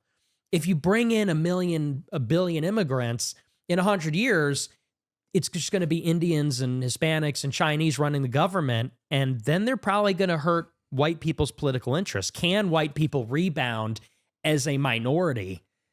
It's much tougher. I see. So it's on the Piers thing a little bit. You're going to do that interview with him? Yeah. How do you think it's going to go? Do you think it's going to be a hit piece? It's going to be an ambush. Well, you can't even call it an ambush. He's going to go really hard on me, I think. Because there's no surprise. It's not really a sneak attack. It's do you know if it's going to be live? I don't think it'll be live. Okay. I'm definitely watching that. Yeah, that'll be intense. I mean, he kind of flip-flops a lot. Like he's always sort of up and down. Like I don't know. You think it really would be that like of an ambush? Yeah, very much so. Just because of everything you've seen of him, or? Yeah, I've seen his interviews with Dan Bilzerian, with Ye. Yeah. And he's going to put the screws in me on anti-Semitism and all that. Yeah. Do you ever? I mean, you don't seem to shy away from any of it. Mm-hmm. Yeah. When are you getting on Joe Rogan? I don't know. I don't know if it's kind of a big risk to have me on. I think maybe after what happened to Tucker, maybe he's less willing to do it.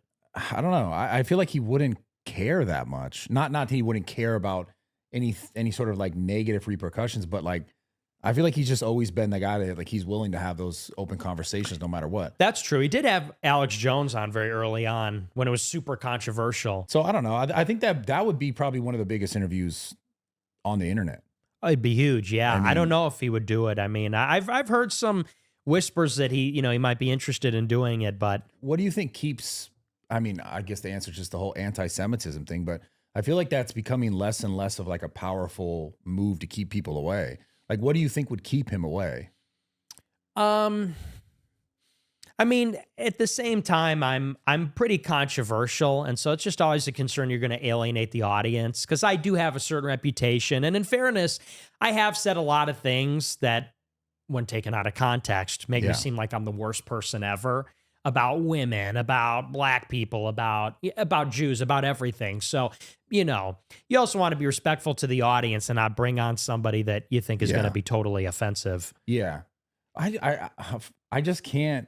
I can understand it, but at the same time, it's like, shouldn't that be what we're all doing?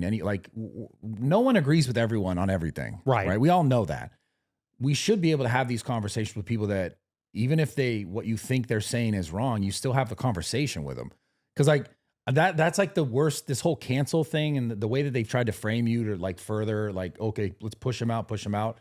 It's like that only makes what I feel like what you're saying more almost like powerful and more important to everyone to be like, well, why are they all doing this to him at this point still? Because it's just like, why as humans are we deferring to like, no, just don't talk. Like, don't talk to him about it. Don't understand any perspective. Don't understand anything. He's just bad. That seems so like opposite of what you would do. That's just assuming. That makes me, when you talk about the audience, you don't want to offend them.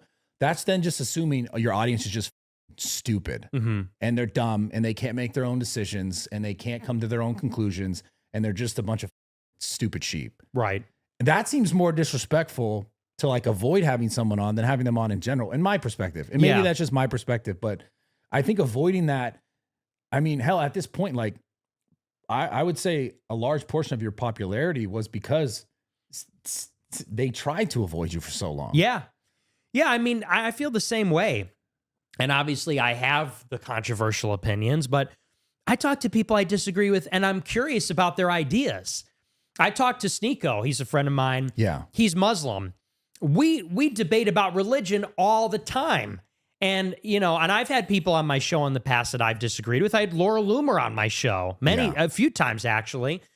And we used to be pretty good friends despite our significant disagreements. Yeah. And to me, if somebody is saying something that I don't understand, like I have no idea, what do you mean you believe this or that? I want to listen. Yeah. I want to hear them explain it. And, you know, with an open mind. I guess where it comes from is the idea that some people are not willing to have their minds changed, or they're not willing to maybe put their ideas up to the test. They don't want their ideas to be disproven. Yeah. Me, I'm concerned with being correct. So if someone disagrees, I have to assume maybe there's something I don't know. And if there is, I want to know what it is. I want to correct my opinion. Well, that's the more human reaction. Yeah. Like I think that's an openness. Because it's somewhat human to be maybe protective closed, of your, yeah. You know what I mean? Yeah. Yeah, I guess you're right. Yeah. It seems like that's the more elevated position. 100%. Yeah. And that's why when I think about this, you know, the whole beef you had with the Ben Shapiro thing is like, if this guy stands so strongly and believes that you're such a bad person, then he should be able to sit down with you and prove to his audience and prove to everyone that you are such a bad person. Right. Through debate, through conversation, through ideas, through debunking whatever he thinks you're saying is wrong. Why does he not do it? Like, why are you not doing it? You know, I mean, for them, it's like, for them in particular, someone like Joe, I think, is a good guy. He seems like he's legit. But someone like Shapiro, what it is with that question, they don't even want people to think that it's up for debate. Because their message is like, of course we support Israel. They don't even want to entertain the notion that you can't support Israel. They set the table in such a way where it's like, are we going to support Israel absolutely or only 50% of the time? Yeah. And so it's like they don't even, because a dialectic is created. If you have a debate with Shapiro and Fuentes, then it's like, okay, America's going to vote. Text 111 for Shapiro and they know that if you do that, at the most, I'm going to win the debate and everyone's going to be with me. At the minimum, a good chunk are going to say, this guy's ideas are interesting. I think I like him, or I think I agree with some of it. Yeah. They don't want that even to be entertained. So it's a lose-lose regardless of them. Right. I mean, it was like, sort of like that. You remember seeing the interviews, I know Charlie Kirk did before he passed, rest in peace, with Pat Bet-David, and then he did one with Ben Shapiro. And he was talking about, we got to actually question this stuff because I lived through COVID. I realized we got to question the government. I'm able to question the United States government. Can't even question Israel. And then it was like he raised his eye and he's like, "What the f- are you talking about?" yeah. That moment was really interesting to me when I saw that. And I guess I don't want to get into this conspiracy theories about all this, like not how he died, who killed him, all this stuff, but. Your take on the whole Charlie Kirk thing, I thought was really interesting. And I think your audience thought it was interesting too, because they expected you to be like, of course it's Israel. Right. Why did you defer to like wait and to see that, like, okay, let me look at this differently, or not, like, because you didn't recognize those things to be like, okay, maybe this could lead it that direction, that he's like somewhat. And again, I don't know what's true or not true versus these text messages that Candace is showing about, like, these donors, they don't want to, they've taken back money because I'm talking about these things and they're hard to deal with. I don't know how much of that is like factual stuff. Right. But I mean, if that is factual stuff, it in my head, I go, I'm not saying, and I'm not conspiratorial saying that they did this or they didn't do this, but I'm saying that it is an interesting piece that if they're, in my mind, I'm thinking at it logically, the one person who is their biggest sort of last bastion of like, this is our voice and he's standing with us, is even questioning these things towards the end of his career and life. Like, again, sadly, that they would obviously not like that. Right. Right. And then I'll kind of finish with this is that, and then as soon as he passed, like the first messaging around his passing was like, Netanyahu's tweeting like he stood as a lion for Israel. It's like, why are we, whether or not like they did it or not, any of this, it's like they went and they turned his death into this like moment for Israel. Right. And so when I saw that, I was like, that's interesting. Mm-hmm. And you didn't see it that way. No, not at all. And I guess certainly my point of view on this is colored by the fact that I had a rivalry with Charlie Kirk for many years. Not even a rivalry, like a straight up feud. We were in a war. And the center of it is that we were critical, and by we, I mean me and all my followers were heavily critical of him for supporting Israel. He was pro-Israel his entire career. Yeah. From 2012 until 2025. And that was really like, he did a show in August, a month before his passing, and said Nick Fuentes is a reprehensible, vile anti-Semite. He was like texting Dinesh D'Souza, don't talk to this guy. We've been fighting this guy for 10 years. He's filth, blah, blah. Like, he hated me, called me vermin. And so the idea that the Israelis killed him, like at first glance, I'm like, he was their closest ally. Like, he was their top guy. They didn't kill their top guy.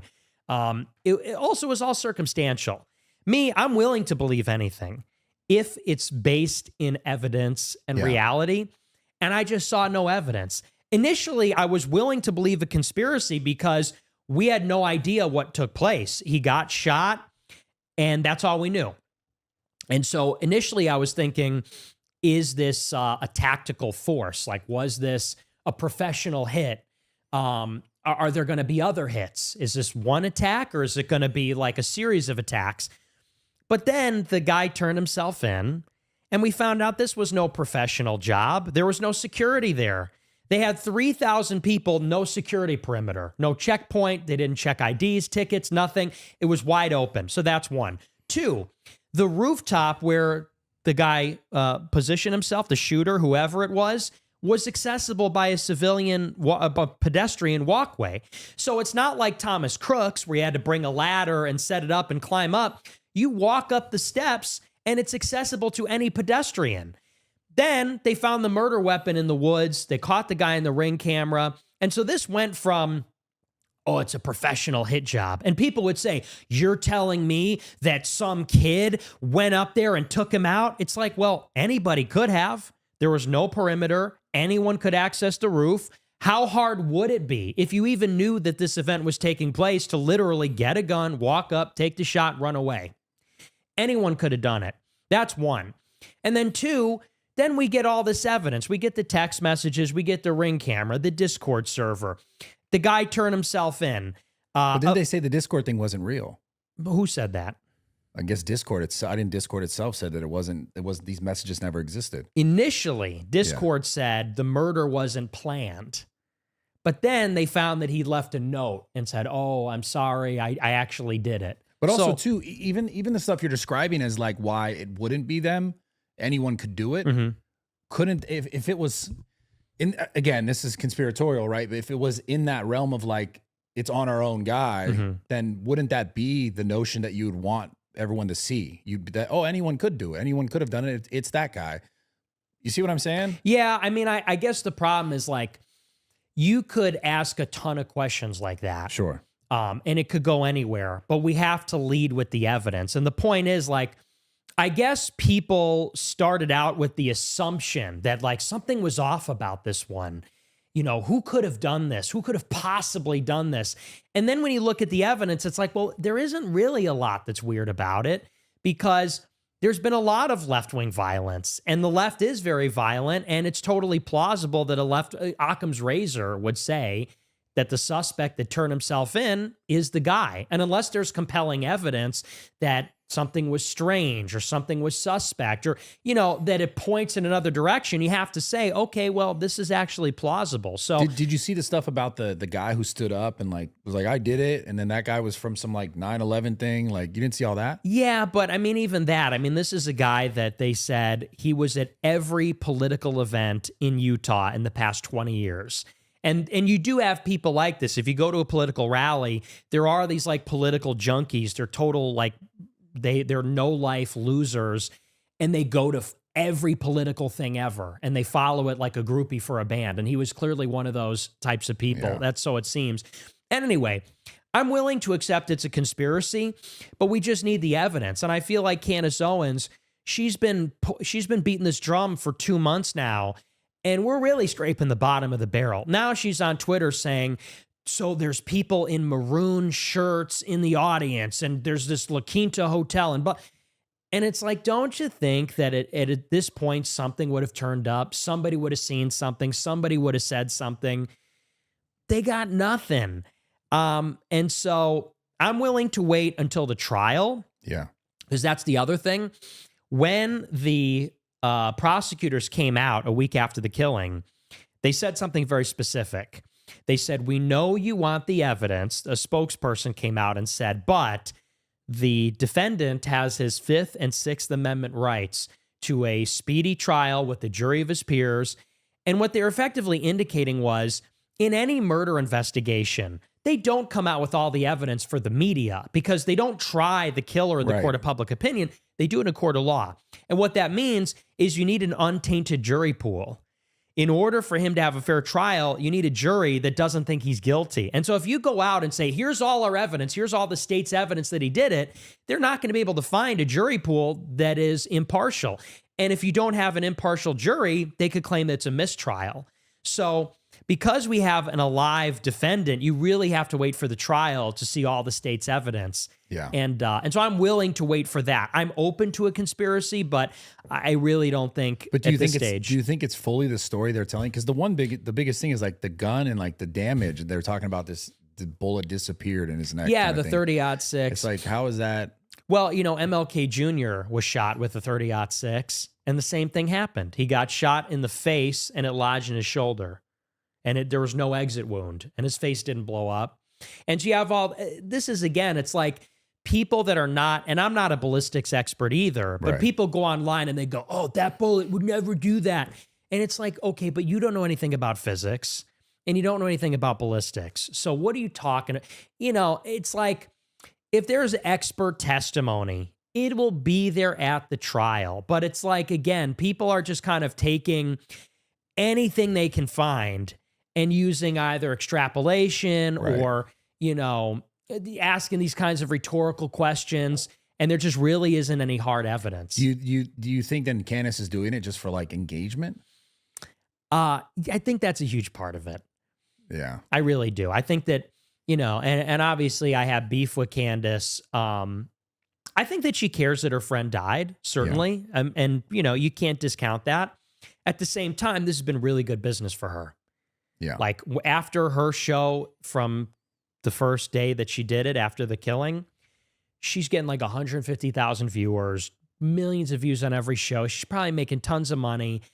At this point, I think she's milking it. It's been 3 months, and every show is, and it's like this, she's just baiting. Every day it's, this changes everything. You're not going to want to miss it. Tune in tomorrow. Yeah. She's also slow walking the evidence, where she's like, I have more evidence, but I'm going to wait to release it. Why?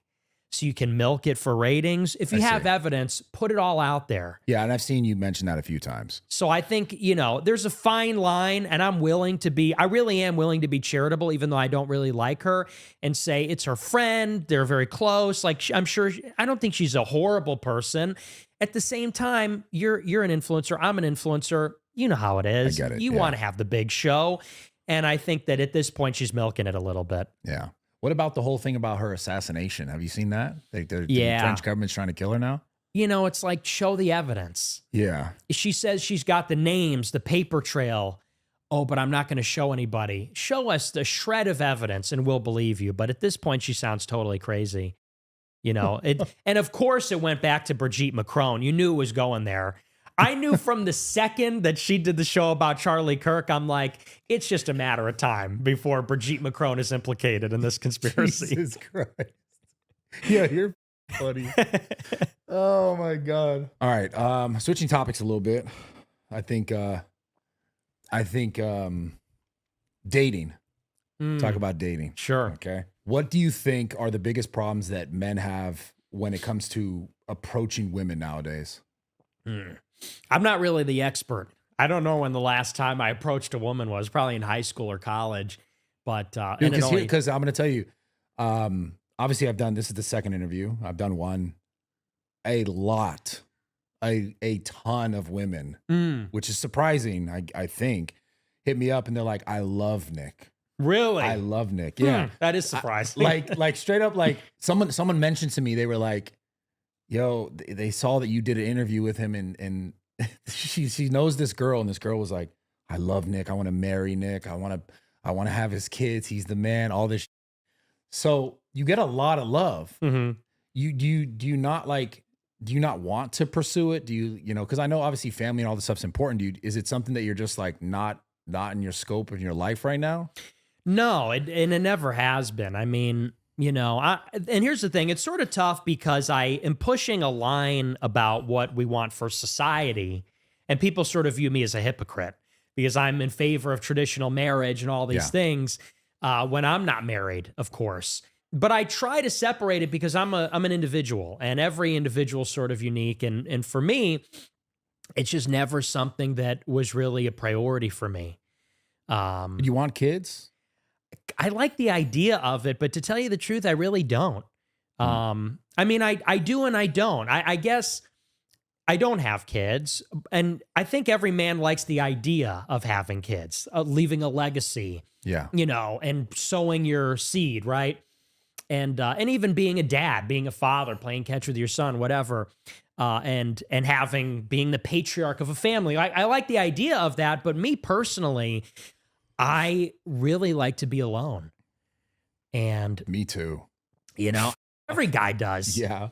But for me, it's like non-negotiable. Like I really, Yeah, I get it. I have no social battery. And what really keeps me up is the idea of, you don't have any alone time at all. Not when you go to bed, not when you wake up, not when you're eating your breakfast, not when you're playing video games. Like it's just, and when you have a family, nobody talks about it, but it's a huge responsibility. Yeah. And especially for someone like myself, I travel all the time. My life is very risky. Like I have people coming to my house trying to kill me. Yeah. And the things that I say, the things that I do, they put me in harm's way. They put my financial security in harm's way. And when you're married with kids, it's a whole different world because I'm willing to throw myself at the machine and give my life, right? I don't want to do that anytime soon, but I'd be willing to. When you have a wife and kids, you can't do that. Yeah. Because if you die, now you got fatherless kids, you got a widow, and you have ruined their lives. And so you, on some level, feel guilty then. Every time you take a risk, every time you do something, you say, am I going to be able to make it home and provide for my wife and kids? And not just on your own personal level, then you got your wife in your ear.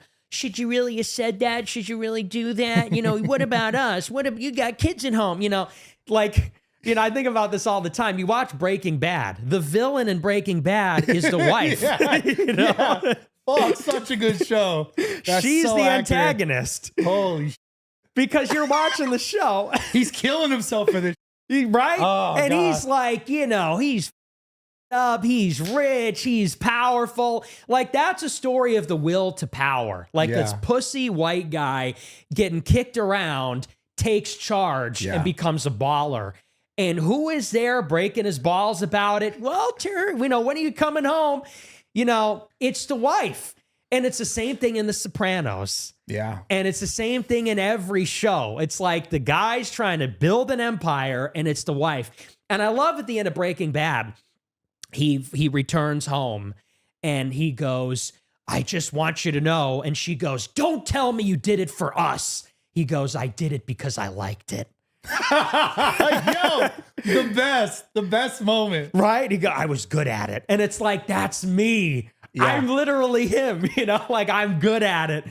And you can't have it both ways. Yeah. That's the tension as a guy. You can't really be the family man that you need to be, the domestic life, but also be the empire builder, be the king. It's so accurate, bro. Because I spent, all my 20s, I was in sort of long relationships and they all failed because I was so focused on what I was doing. Yeah. Yep. And exactly the same sort of thing. Any sort of like feedback I would get about what I was doing that was negative, I'm not even willing to have this conversation, completely dismiss it. And I know that that's why those things didn't work out the way that they could have. But I also needed to do what I needed to do in order to get to where I always sort of dreamed of. So I do understand that. I do fully understand that.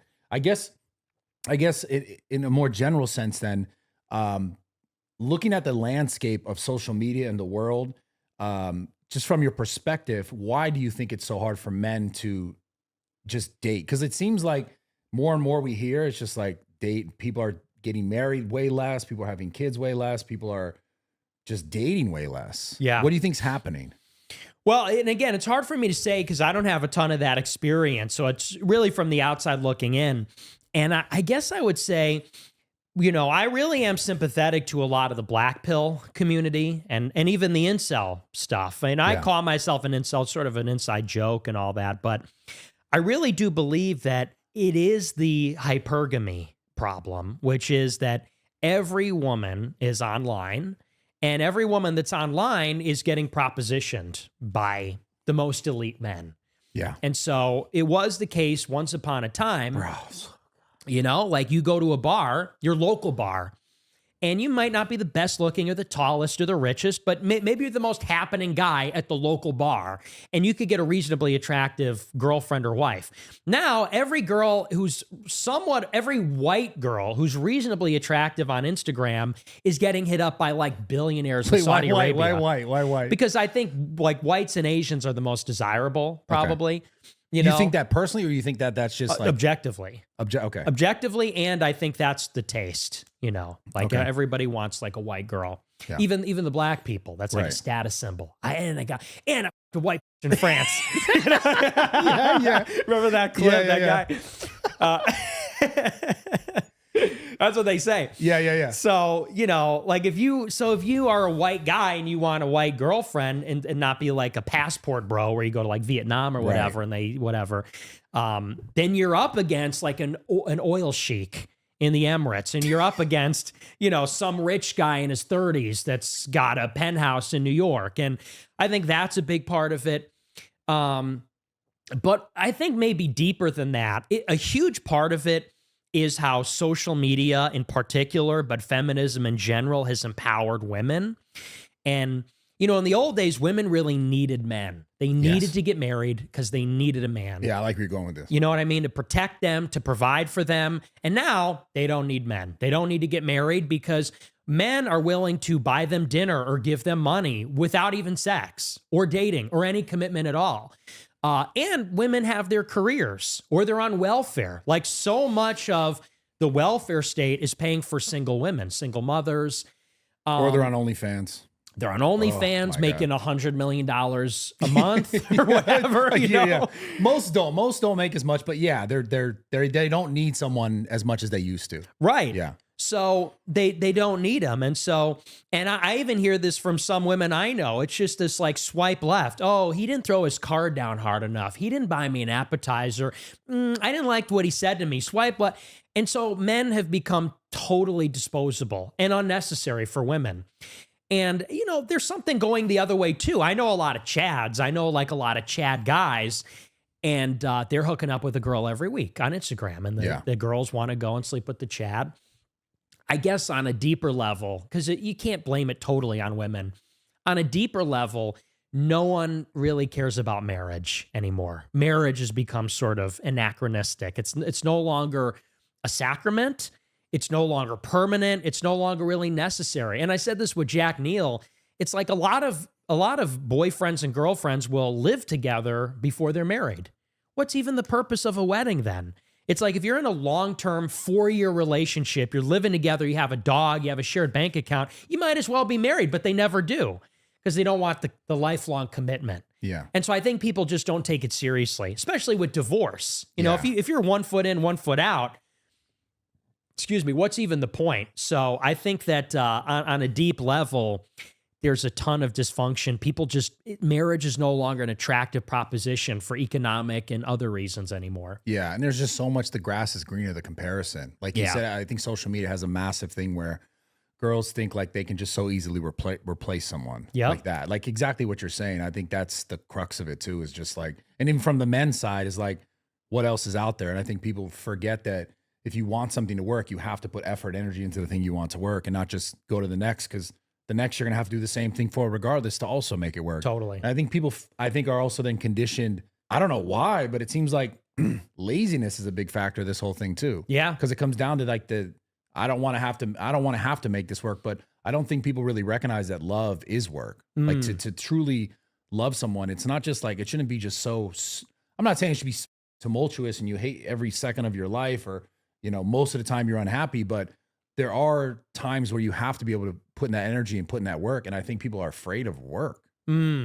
Yeah, that is true. And, you know, it's the other question is like the long-term versus the short-term, because that's the other big thing. Marriage is really the value proposition is that you get old and you die.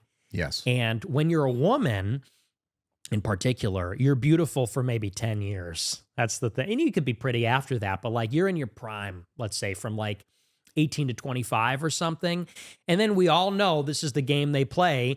They like to have their fun and then they want to get married later. Once they have their career, once they had their fun, they met every kind of guy they like, then they want to settle down. But then the ship has sort of sailed. Many men are the same way. And what happens is life sort of gets more difficult and sadder. And when you're in your 40s and 50s and 60s, you're going to want somebody that's going to take care of you when you're sick. You're going to want a companion, actually. That becomes really valuable. And so then it's also the instant gratification. It's the gratification now. Exactly. It's just that short-term thinking because, I think about it too. I mean, you know, on the one hand, I think about how I don't want a woman and kids to cramp my style because I like to fly by the seat of my pants and be spontaneous and put my work first. At the same time, I think what is more miserable than being like a 45-year-old bachelor and you're like an old fart and you're not young and you're not cool. What are you going to do at that point? You know, and it's hard then to find a wife at that age. And then who's going to be your companion? Who's going to be taking care of you? It's going to be awfully lonely, you know? So that's one of the reasons I want to get married. That's what makes it attractive. So I think that's a huge part of it is people can't really even see 50 feet in front of them. And I think that's because a big part of that's the phone. Do you think men and women could be friends? No, absolutely not. Totally ridiculous. I think older women for maybe, you know, like I know a lot of older women in the conservative movement. Yeah. And it's, you know, maybe that can happen, but young men and young women, they'll, you know, never going to happen. Such bullshit. Yeah. It's the biggest bullshit. Oh, we're friends. Yeah. Okay. Shut the up. Yeah. What are we doing here? You know, like it's stupid, man. So about the gym, people wanted me to ask you about the gym. The gym. What the is going on, man? What? Why are you not, you know? You know, okay. Well, you know, like I know that I'm going to. Again, I want to, but I don't want it bad enough. You know, here's the thing. Here's my problem. So I love my life. Yeah. I like to go and eat. My favorite thing, because I'm not a very active guy. I'm very sedentary. And I exist. Sorry. I just picture you talking about like, when you talk about diets and like, yo, I'm eating fucking pizza and shit, bro, those are the funniest bits to me. That shit gets me going, dude. See, I'm glad you can enjoy it. Because some people are like, wait, no, I don't with this. Like, no, you got to eat like chicken and green beans, man. Like, this isn't cool. So I'm glad you can understand the humor. I love the food, dude. Yeah, right? Who doesn't? God. But like, you know, I'm very sedentary. I'm really, I like to think of myself as like a brain in a vat. Like I'm an interior. Dude, you're fucking. Sorry, go ahead. I exist in here, you know, in the realm of the mind. I'm an interior person. Yeah. I have an interior life. And so what I like to do, the only thing I like to do is to get dinner and talk with my friends. Get dinner, go home and hang out. And, you know, and I don't really have any problems in my life not working out. And don't get me wrong, like exercise is important. You should like do your exercise to stay healthy and alive. But when people do like the bodybuilding, that's all like cosmetic. Yeah. And so the idea that I'm going to be like sweating and working and going hard and, you know, measuring my calories and all that just to like look really good. It's like, I don't need to look that good. So Clav's got it all wrong. Well, Clav seems to have got it all right because he's like so famous now. Totally. It worked. Like he won. I'm having him on Monday, but it's... Oh, that'll be good. Yeah, it'll be funny. The looks maxing thing is hilarious to me, though. I love it, yeah. What do you think about that? Do you think that's good or bad? I mean... What he does, the injections of peptides. Peptides, I think, are great. I think... Because I don't know if I got this right or not, because I've been looking at him a little bit, but he said he took testosterone just like... Not even to work out, but just for the androgenic side effects, so he looks more masculine. Yeah, I think you're right. And I think that's a little weird because it's like, I get it, but at the same time, you're taking like a hormone that does have, you know, potential side effects. And it's like, why take that risk? I mean, I guess, you know, his outcome, and again, I'll talk to him about this stuff in person, but his outcome is just the aesthetic. And I think there's so much more you can get out of it. Like when I talk to you about working out, why not? You know, when you talk about you're very internal and you're cerebral, obviously you're very smart. I just know that working out it's going to sound crazy, has made me smarter. No, you're right. It has made me sharper. And I think when I think about those things and those added benefits, it's like, why would that not lead you to be like, oh, this can make me better at my craft in a way? Yeah. And that's why I talk about it. And so the look maxing thing is like, it's just external. Yeah. And I think if it's just external, like, you know, you talk about the bodybuilding thing, for example, it can be very actually unhealthy in the long run. Yeah, right. Because he was talking about taking like, I think he's taking meth or like he's doing, there's no way that's like a good thing in the long run, right? Hopefully he's smart about it. Again, I'll talk to him, but it's a weird phenomenon that in the last, like, I don't know, is it like the last year, everyone's talking about this looks maxing thing. Yeah. It's crazy to me. I He's think like it's hitting cool. his face with a fucking thing to like make this more pronounced, right? Yeah. He's bone smashing. It doesn't even sound real. Yeah, I'm like bone smashing. And yeah, it's crazy. So I don't know. I guess I just bring it up to you because it's like, it'll just make you better. Yeah, no, you're right. And I know I'm being a baby about it. And even the dieting, you know, when people troll you about like, why don't you try this diet or that diet? You're like, I don't want to hear about your fucking diet. It's like, also food, the nourishment of your brain, like it's gonna make you better. But I just like I even hit you. I remember I was like, yo, you gotta come to the gym. We gotta do a bench press thing. Cause I just obviously as a content creator, I'm like, I know that would be viral. Yeah. And you're like, nah, I'm gonna look like that guy. Yeah, I'm gonna be so Ron Mamdani. It's like gonna have to put the stuffed animals like SpongeBob. It's like you can't embarrass me like that. I'll come back once I glow up. Yeah. I'm going to hit the gym 2026. 2026. New Year's, new me.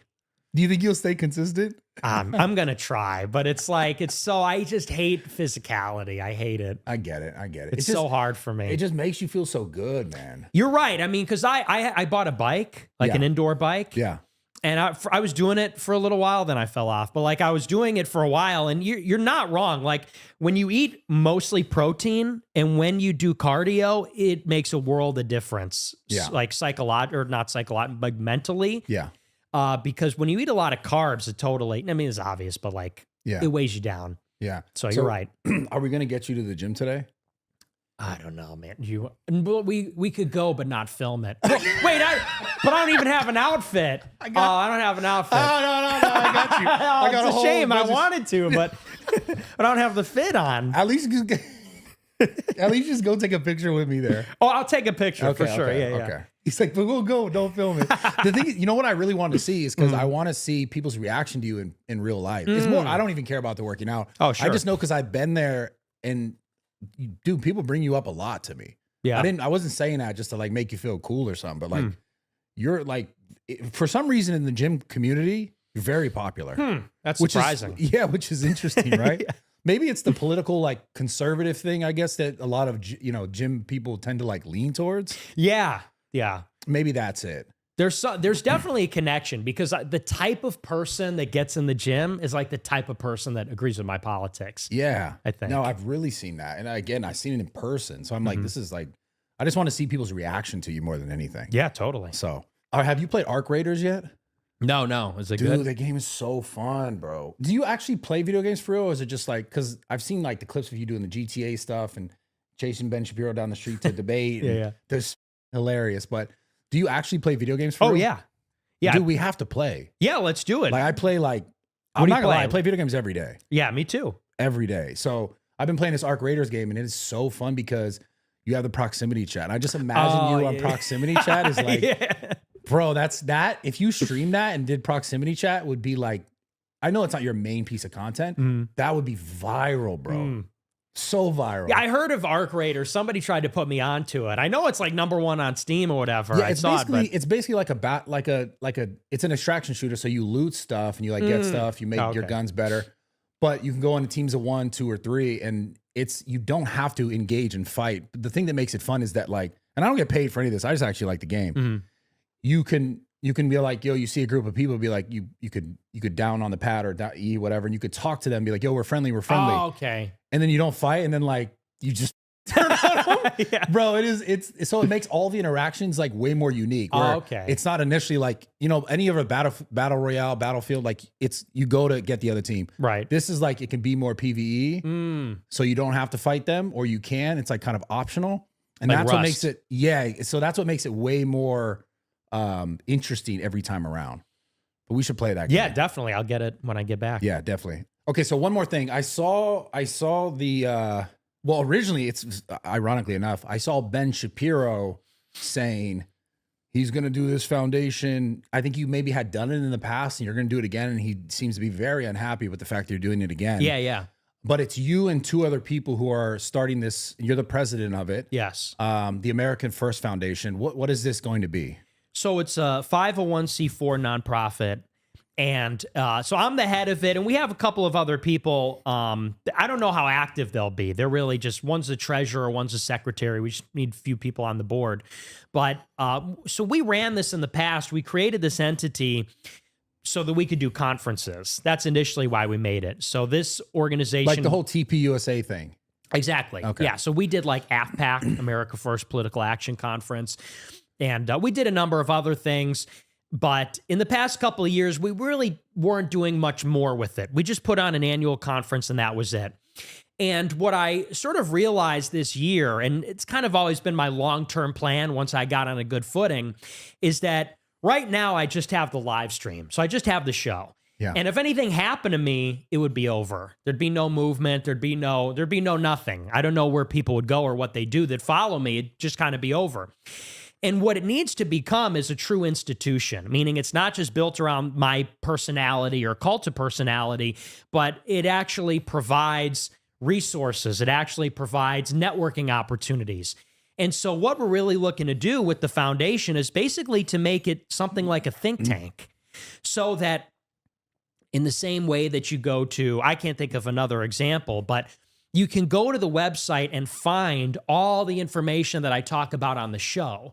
Because on the show, I talk about these like complex networks, like patronage networks and following the money. And, we talk about like Larry Ellison buying TikTok, and then he hires Barry Weiss to run CBS. I saw that episode, actually. Yeah, thanks. And that's like, it's hard for people to keep up with all that because a lot of these names, you don't hear these names every day. Yeah. And if you're not paying super close attention, writing notes, you're going to forget the next day who this one and that one is. And, I think I've heard that name before. So we want to start to put that together for people like Wikipedia, like in one place. You could see all the information. We want to print books. That's another big thing. Turning Point prints books. They get their college students to read a book list that teaches them the Turning Point ideology. We want to provide that. And the other thing is we want to get involved in the election. That's the thing people are always asking me. How could I get involved and who do I vote for? And I could say on my show, vote for this guy, that guy. We want to rate every member of Congress and say, are they America first or are they not? Are you going to get their vote or are you not? And that way, congressmen are going to think twice when they vote on foreign aid for Israel. What is my rating going to be? Are people going to sit out the election if I do this? We want to apply some pressure, basically do what AIPAC does for Israel. We want to do that for America. Yeah. We want to be the American lobby. So, for reference, and like to make this clear, it's not just to expose or show the sort of wrong, in your opinion, relationship, and in a lot of people's opinion, relationship from Israel to America, or America to Israel, vice versa. I'm assuming it's for everything that has to do with like America. Like no matter what, if it's not benefiting America, you want people to be aware of it. Yes. Okay. That's why it's America first. So as a C4, the mission of it is to provide political education. And we want to provide political education to make people more informed voters, more informed decision makers. And the spotlight is on corruption, because that's really the central problem. The country sucks because the country is corrupt. The government's been corrupted. And so they're putting Wall Street first, Silicon Valley first, it's so Israel. obvious, bro, at this Yes. point. Like it's blatant. It's offensive how obvious it is. Yeah. You know, like they don't even care that we know. And so we want to put pressure in the other direction on behalf of the people. Cool. How could I get involved in that? I'll tell you, we're going to relaunch it in January. So we're going to have all the information next year. Cool. I'll make sure I definitely like that. I love the idea. So I want to be involved in that for sure. One last thing. If not Vance in 2028, who do they vote for then? Well, you know, right now, I don't know. Yeah. Because the problem is, first of all, it's way too early. You know, the primary is going to start roughly in maybe a year, 18 months. It'll start in 2027. Yeah. And we just don't know who's going to run. So do you think that in light of everything that's happened over the last like 2 years, that, I mean, we've already kind of seen this with certain Congress people, like kind of coming out and saying, yo, I'm not going to take this money. Mm-hmm. I think some senator or someone from Minnesota or something said, I'm going to give this money back from AIPAC. Do you think that politicians now moving towards will concede and be like, yo, I'm not going to do this? Like, do you think they recognize, you know, after I know Mbani got elected, and I think one of the things that stood out to me was he's in the stage and they're asking him about, yo, where are you going to go after you get, it's like, why are we even talking about this? And he's like, I'm going to stay here and work for the Jewish New Yorkers here and make sure they're good in the 5 boroughs. And they're like, well, you're not going to go there. And I couldn't believe that that's still a line of questioning. I guess it makes sense, right? Because that's what they've always done. But do you think that politicians will start to take note like now? Well, they already have. And I think that especially after the Tucker thing, that really made it, I would say, a wedge issue. And here's the trouble on the GOP side. So Tucker is really close with J.D. Vance. And when Tucker interviewed me, all the pro-Israel organizations on the right wing really put the screws in Vance. And they said, well, what do you think about this? Because he might be the next president. He's already the vice president. And they said, so this Tucker's your guy. Tucker interviewed the #1 anti-Semite. So whose side are you on? And they're really putting Vance in a tough spot because the people are with Tucker and me. But the money and the lobby is, of course, with Israel. And so they're basically saying, well, it's us or them. So and they made it very plain to him. They said, if you don't disavow Tucker, then we will support someone else. We'll support DeSantis. We'll support Marco Rubio in the primary, and we will deny you the Republican nomination. But I don't think it's so simple, because come 2028, can a Republican win being Israel first? That's what they're worried about. That's why they want to censor the internet, because what the Israel lobby is worried about is that by 2028, in the Iowa caucus and the New Hampshire primary, so many people are going to be against Israel that it's going to be more of a liability to be pro-Israel than anti-Israel with the voters. Yeah. So right now it's a question between the voters and the money. The people are against Israel, the money's with Israel. And it's going to put Vance and everybody else in this position of, if you take a pro-Israel line, you get the money, you're going to be super unpopular. If you're critical of Israel, you're going to get the support, maybe, but you'll be denied the money. And the question is, in 2 years' time, what's going to be more powerful there? When I hear that, I just think, like, couldn't they just, I guess it sounds conspiratorial, but like, couldn't they just rig it? Like Yeah, if they really yeah. want what they want, regardless of what everyone else wants or believes or thinks, couldn't they just do what they wanted to do anyways?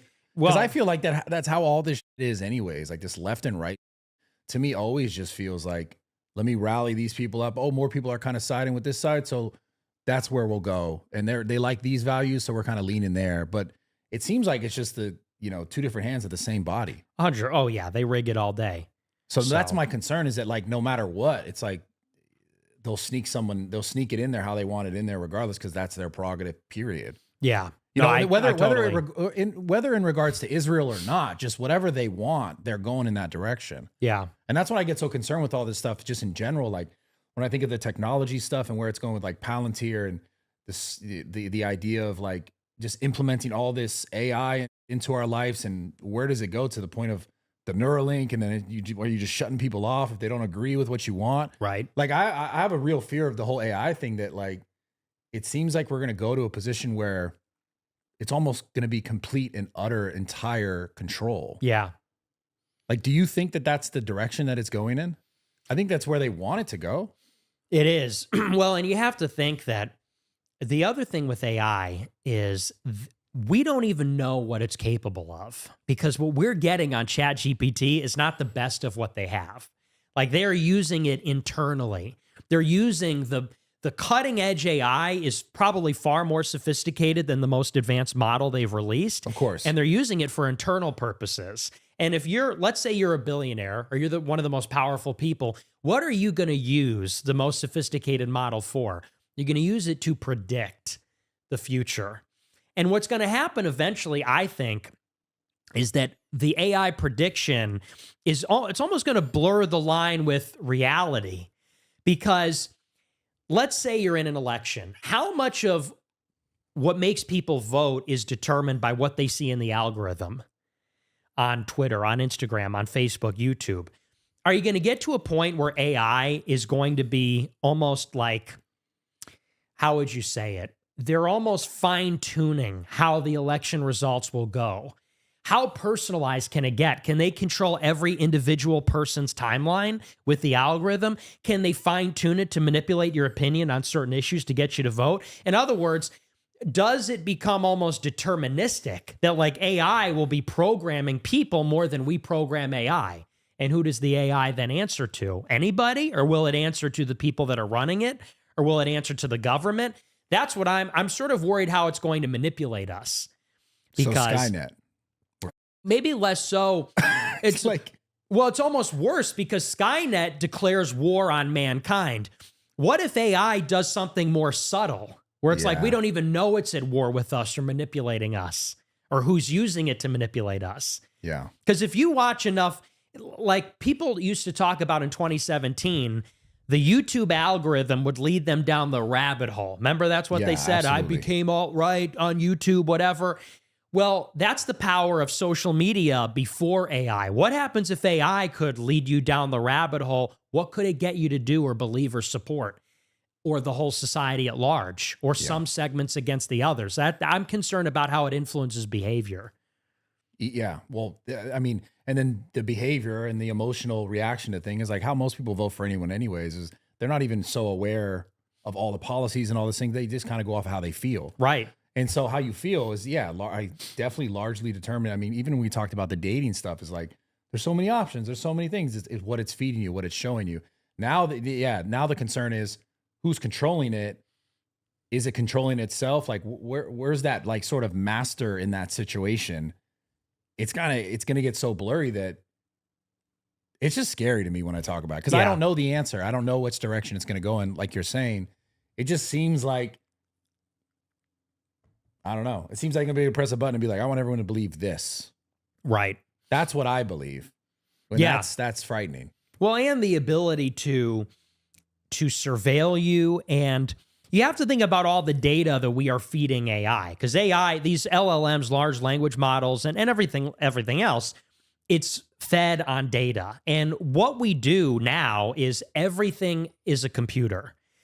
Like your phone, your refrigerator, your car, your thermostat, everything. It's called what do they call it? The Internet of Things. That's really what the 5G towers are for, is because everything's going to be connected to Wi-Fi. And your printer, your watch, your shoes, like it's all connected to AI. And so the amount of data it's getting about your biometrics, your fingerprint, your sleep schedule, your eyes, your diet, but also it can track your movements. Your router can tell where you are in your house because it pings the signal off of you or your phone or your device. And so it's like you're feeding it literally every piece of information, things you wouldn't even think of, like your movements, your habits, where you go, who you talk to, what you say, brain waves maybe. Sometimes it feels like your phone's reading your mind. Yeah. You think about something and then you see it on your phone. And then you think, okay, it knows me better than I know myself. How then can it use that against me? Maybe in a hostile way, maybe in a more subtle, seductive way to influence our behavior. And I think that's, people think, what if the AI controls us? Or I think it could even be more subtle. It's just like we kind of lose our agency when we interact with it. We become less human. Yeah. That's my like ultimate fear, is that we just become part robot. Like, right. And then take that to the farthest degree, then we're just essentially at some point extinct. Yeah. So I think that's how it ends, man. To be honest with you. Yeah. Kind of sad. More likely than not, I think. Yeah. We had a good run. Yeah. Yeah. We tried. We tried. Well, bro, it's been an absolute pleasure. I think we gotta head to the gym. We're gonna live stream some bench pressing. And no. I'm kidding. Yo, thank you so much for coming on. Thank you, bro. man. Yeah, great everybody to see you again. subscribe to the channel every Tuesday 11. I love you guys. Shout out Nick. Thank you for coming and making the time for me today. And let's get out of here. Thank you so much. Absolutely, yeah. Bro. Hit the gym.